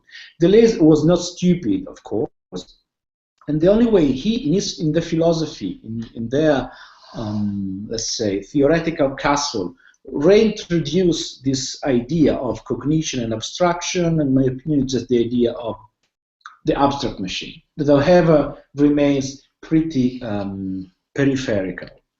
I will want to read with you, on the contrary, the pages that I mentioned before from the civilized capitalistic machine in the Anti-Oedipus, where they deal with this notion of knowledge science within the Marx discussion of machinery. And actually, in a footnote, at page 232, the footnote 76, they mention directly the Grundrisse. And this is very interesting for me because it means that they knew about this esoteric, prophetic part of the Grundrisse 10 years before, not 10 years before the Italian, but 10 years before this was resurfacing. You have to remember that the Fragment of Machine was published in Quaderni Rossi in '64. They knew that kind of school. They knew Tronti, and so on. And they mentioned this in 1972. So I want to read what they say. I want to read these passages because precisely they don't use Marxist jargon. They use post-structuralist language, and they try to make some old problem of Marxism explode. They wrote. They noticed precisely the shift of balance from labor force to machinery, and so they want to introduce, I quote, machinic surplus value produced by constant capital, to recognize that machines to work or produce value, that they've been always working, and they work more and more in proportion to men, that so stop to be a constituent part of the production process in order to become agents of this process. So how to receive this idea of machinic surplus value just mentioned here? As we said before, machines cannot be exploited. They cannot because so they cannot produce surplus value in terms of Marxist logic. So the surplus value can only be something that is passing from workers to machine. A cognitive capital incarnated in machines from the outside. So in this other passage we're about to read, Deleuze and Guattari refer clearly to the process of transforming this sort of general intellect into constant capital. That is, in their language, in their expression, the transformation of a surplus value of code, was they were defining knowledge, into surplus value of flow. So when Deleuze and Guattari talk about surplus value of flow, they just refer to the traditional Marxist surplus value. But here they add something different. They add surplus value of code, what we define generically, more generally, like a science knowledge cognition today. I'm going to read that passage at page 232. I don't know if you want to know the edition. It's the Anti-Oedipus. 1 second. Yeah, it's the 1983 edition by University of Minnesota Press. Every technical machine presupposes flows of a particular type. So this is interesting. Which kind of machine we're talking about? Every technical machine presupposes flows of a particular type. Flows of code that are both interior and exterior to the machine, forming the elements of a technology and even a science. It is these flows of code that find themselves encasted, coded, or overcoded in the pre-capitalist society in such a way that they never achieve any independence. Think about the blacksmith, the astronomer. They are like a not liberated code of, not liberated flow of code. But the decoding of flows in capitalism as free, deterritorialized, and decoded the flows of code just as it has the others. So not just deterritorializing flows of metal, deterritorializing flows of energy, but also deterritorializing flows of knowledge and code. I continue reading. To such a degree that the automatic machine has always increasingly internalized them in its body or its structure as a field of forces, while depending on a science and a technology, on a so-called intellectual labor distinct from the manual labor of the worker. Still, let's try to remind that we are in 1972, and precisely after describing all this evolution of civilization across the world, Deleuze and Guattari here they focus on the industrial factory and on the decoding of flows of knowledge that belong to pre-industrial society. So this passage from 1972 showed that Deleuze and Guattari were aware of this cognitive component. Let's call it this cognitive component that is part of labor. This is part of surplus labor. We will see in the next seminar with Arquati, we will manage a different way to define this cognitive component of labor.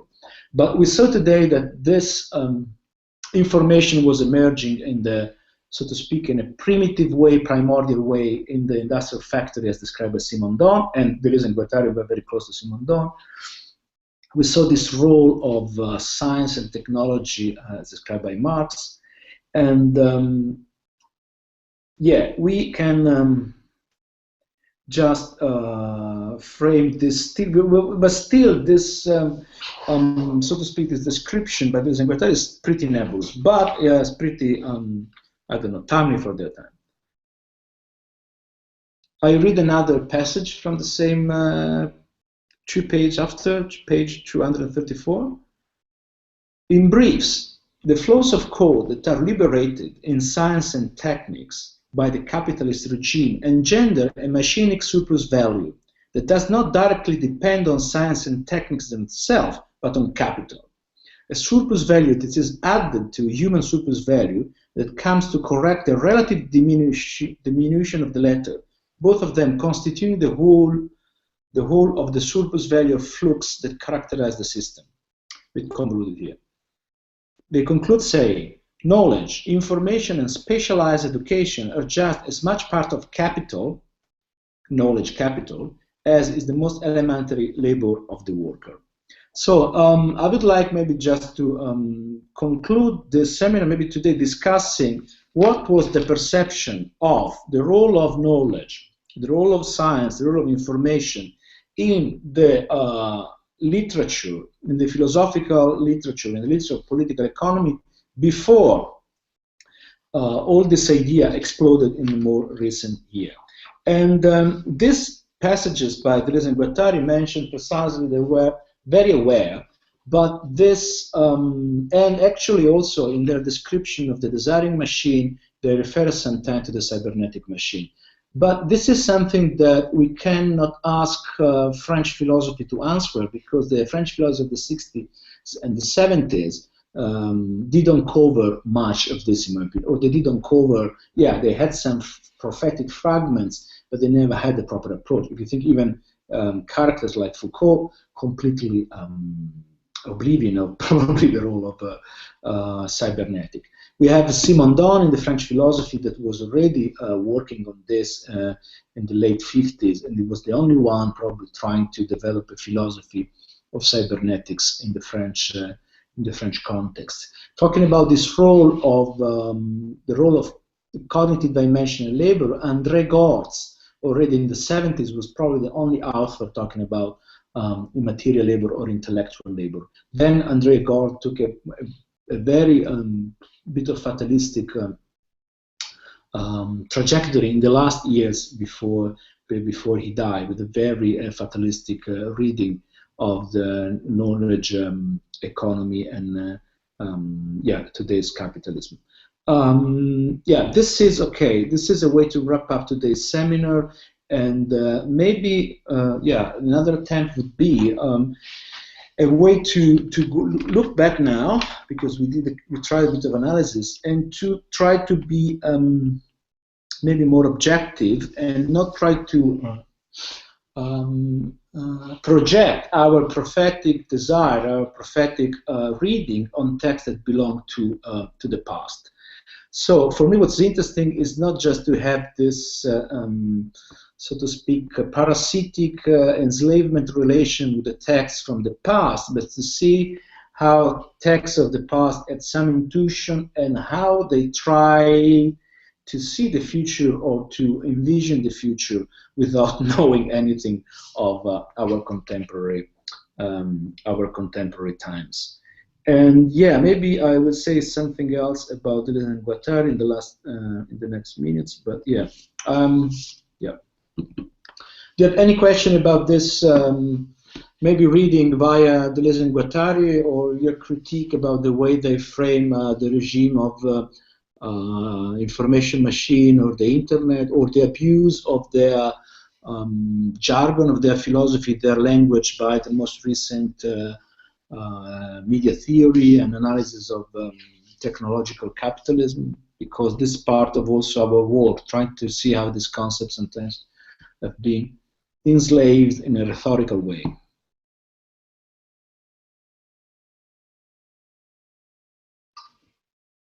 Who said less bastardize? Okay.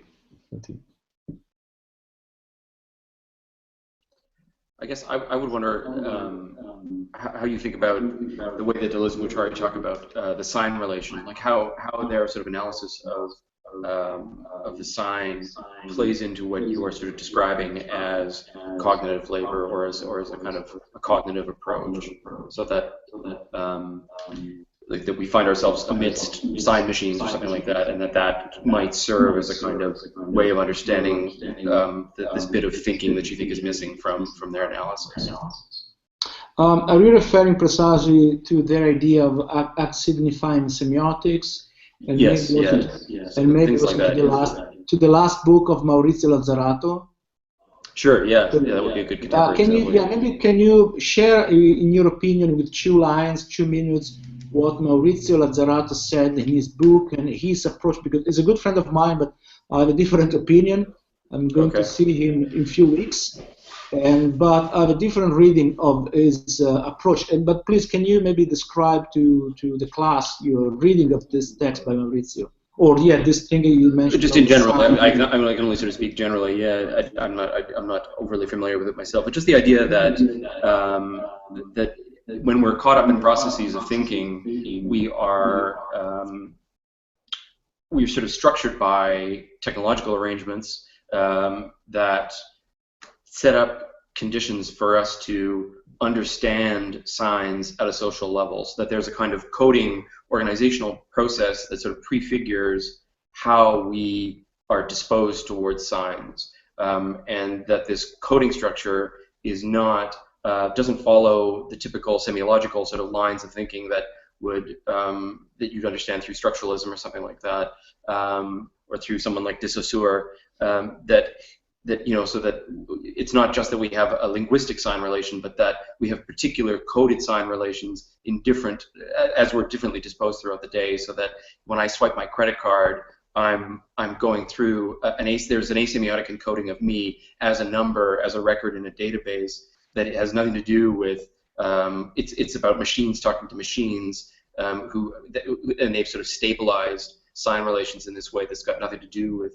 that's really kind of divorced from kind of human meaning in some important ways, and that I don't know, that sort of modern society is sort of confused with these different systems that we find ourselves in, and that is potentially a very sort of highly productive part of how we conceive of cognition. Even so if you go look at the way that cognitive science has influenced the structure of information systems or something like that, right? Like cognitive science will use some of this. Will take certain basic elements of signification to heart, whether it involves logic or formal semantics or something like that. Those are accounts of the sign which are really standing in the place of what you're calling cognition.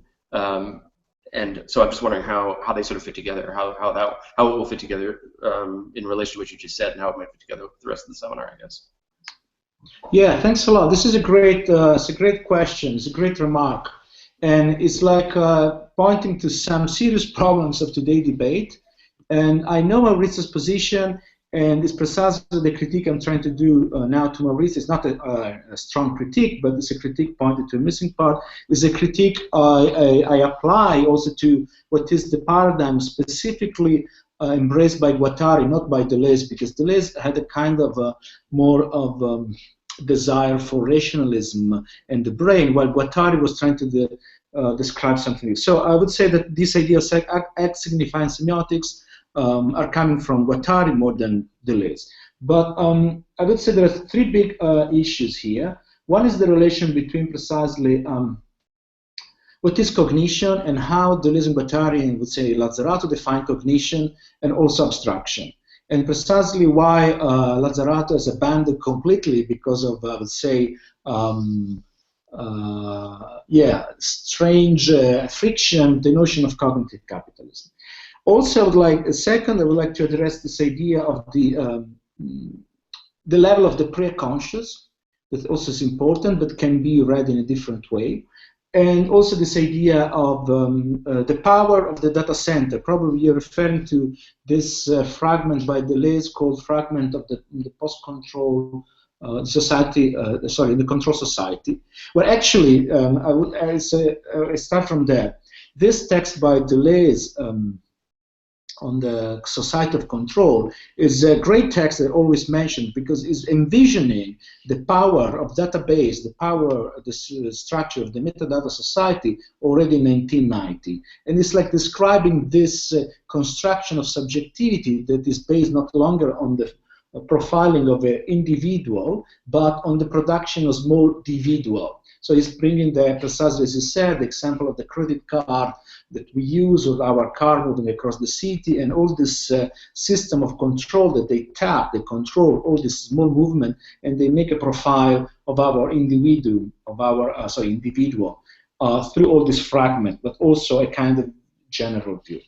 And that text is totally crucial, and but it was written in 1990, so it's like one of the few texts, and it's something he wrote very lately. And we could say also that with his philosophy, one of the last books they did, but there is a real role of thinking and cognition coming out better than in the previous work of the 60s. And this is something we can discuss more philosophically, but it's not the focus of this thing. About this idea of signifying semiotics, I found them very problematic because they reintroduce a sort of ontology that is fetishizing external forces, and they're not able to produce a proper epistemology. Why I'm saying this? If we take the idea of the pre-conscious is a model we can apply. Because there are many pre-conscious phenomenon. There is a pre-conscious dimension of our nature, of our human nature, of our labor, of our daily activity. Not everything, of course, is conscious. There is, and this is what Deleuze and Guattari are referring to when they refer to sometimes as signifying semiotics. But aside from that, what my critique of that model, because it's connected to this, is the fact that it's impossible to scale up. I'm not saying that this layer as signifying semiotics is a layer that is not existent, but it's the fact that it's impossible to scale up to a different degree of cognition. So cognition is precisely, is not just, I guess probably Lazzarato's this idea of cognition as a sort of Hegelian, Kantian, stronghold. But it's of course something that could be completely distributed, different scale. So what is missing from the idea of signifying semiotics is a multi-scale thing. If we make like a history, empirical history of the history of computation, we see as computation as absorbed traits of cognition, but also how we have different scale. And we can say the same, we have different scale also of cognition. I addressed this when we had this conference here in Berlin on the psychopathology of cognitive capitalism. I made this paper after Maurizio called The Power of Abstraction is Antagonism. That is precisely this idea to reframe the role of abstraction in today's debate. It's a very simple paper, it's not very complex. But because abstraction has been always this word that belonged to Marxism, Hegelianism, and maybe to the psychology, to cognitive science early century. And of course, the whole French post-structural philosophy made a great fight against the notion of abstraction. This notion of abstraction is coming back. Why, for me, is important today is precisely because it's exploded, it has different scale, and it's something that we can apply both to cognition and computation. And as I said, it's something that has different scale and different degree. And And so my idea is like, yeah, this level, still the critique I tried to do at the beginning, this, what Mauricio is trying to say is completely also useless. If you want to analyze what we will do in the last seminar, the algorithmic complexity of governance today, the scale of augmented intelligence and artificial intelligence. So this is my first introduction to a critique of their approach. And I repeat this idea of as signifying semiotics, however, as this political component. It was the component of the late 70s, the idea precisely of molecular revolution. So what's interesting to me to see in this philosophical concept, the incredible investment, expectation, projection produced by the social movement, the artistic movement, and even anti-psychiatric movements in France in the 70s. There is another author, contemporary author, Isabelle Stengers, that's coming out from the same milieu, and you see she's like following politically and philosophically the same kind of model, this horizontality of the molecular revolution. And you see how the has signifying semiotics model is somehow following, and actually is like, it's used to produce a sort of, philosophical semiotics for the social movement. I believe precisely the critique we make of this is a critique of the impossibility to scale up or scale down, to see a kind of multi-scale complexity. And precisely what Mauricio fails is like in the description of information machine, theory machine, and so on. I don't know if it was clear, but it's a good question. It's clear. I would just suggest that maybe there's a kind of where you may be sort of substantializing what he's saying by saying that asignifying semiotics will sort of satisfies as a project in and of itself. Whereas I would say that for me what it gives is the kind of level of analysis to do a kind of an empirics of a signification or something like that as it occurs in scientific practice, as it occurs in modeling, in mathematical modeling, and things like that. Yes, in that sense, yes. Their commitments, there are kind of asignifying commitments that are being made in mathematics. Those mathematics cash out in algorithms that have effects in the world and those sorts of things, right? So that there's a way to sort of trace patternings of asignifying semiosis rather than to say that it will serve as some kind of project in and of itself that as you suggest can't scale up. No, sorry. Yeah, what you said is completely right, because the other thing I forgot, because this is a debate that for me belongs to many years ago when I wanted actually to do a PhD on Guattari, and I don't know, for some reason it didn't happen. But what it just said is true. With their idea of signifying semiotics, they want just to discuss new axiomatics. And we have to understand that actually why they do that, because they want to critique. I forgot about that, but this is important. This is the other important thing we always forget. They introduce that on contra Lacan, against Lacan, against the idea of the unconscious structure as a language.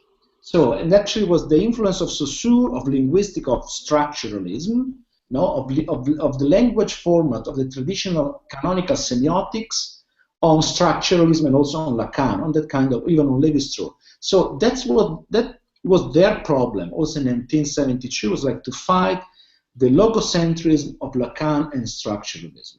And so, but you're right, what emerged at the end is like this idea there are different axiomatics, and actually what Deleuze and Guattari said about mathematics, precisely you can take mathematics and let mathematics, go mad, develop by itself in an unexpected direction. And also in this idea of the three ecologies, it's true that Guattari was like referring to other form. This is interesting, of interference with our cognition that are not based on the linguistic model of Lacan, the linguistic model of that period. And that was precisely entering this new regime of mediascape, the new mediascape probably of the 70s, of the 80s, and also, the idea of different form of thought.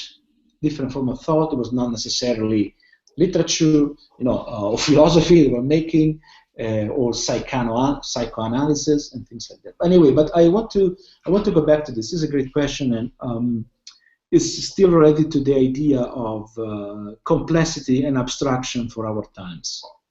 And I believe that maybe other authors can be. Yeah, maybe if you want to suggest, yeah, all of you, questions like this or topics for the next days. So I get familiar with all of you, because today I have the feeling I've been just talking too much from this side. And of course, I don't know much of what is your background. Actually, I don't know any of you, probably. No. I don't know any of you. So it's like, yeah, for me, this is just a way to break the ice. So, and yeah, I would suggest that we use the general email address as internal mailing list. Maybe we exchange thoughts next days, and themes maybe to discuss like this. This is important. So, or the one mentioned was Brian. Yeah, value as a machine of computation itself, or the problem of the calculation problem. Yeah. So there are different things we can discuss also in the next seminars, because they keep, yeah, they keep the same track more or less. Any other question? Curiosity. Tony, what do you think? I would say that the only thing I would add would be that if you want to have these conversations, to use the classroom would be a good way to do it, because everybody can post threads in the classroom. So, like, you could post to start saying, like, just post here for comments here for any of your questions for next week, and then we can start the discussions. Yeah. Okay. Great. I guess it's yeah, it's a good idea. Yeah, because I see there are two kind of modality. One is announcement. We use just that as a commenting space. Mm-hmm. Okay. Good. Or there is a specific comment area. No, I don't think so. You just can make any question or comment, and then they can comment. Okay, guys, let's start like that. Okay, I'll copy the chat box, because Giancarlo has put a lot of links that are useful, and I'll post it in the classroom.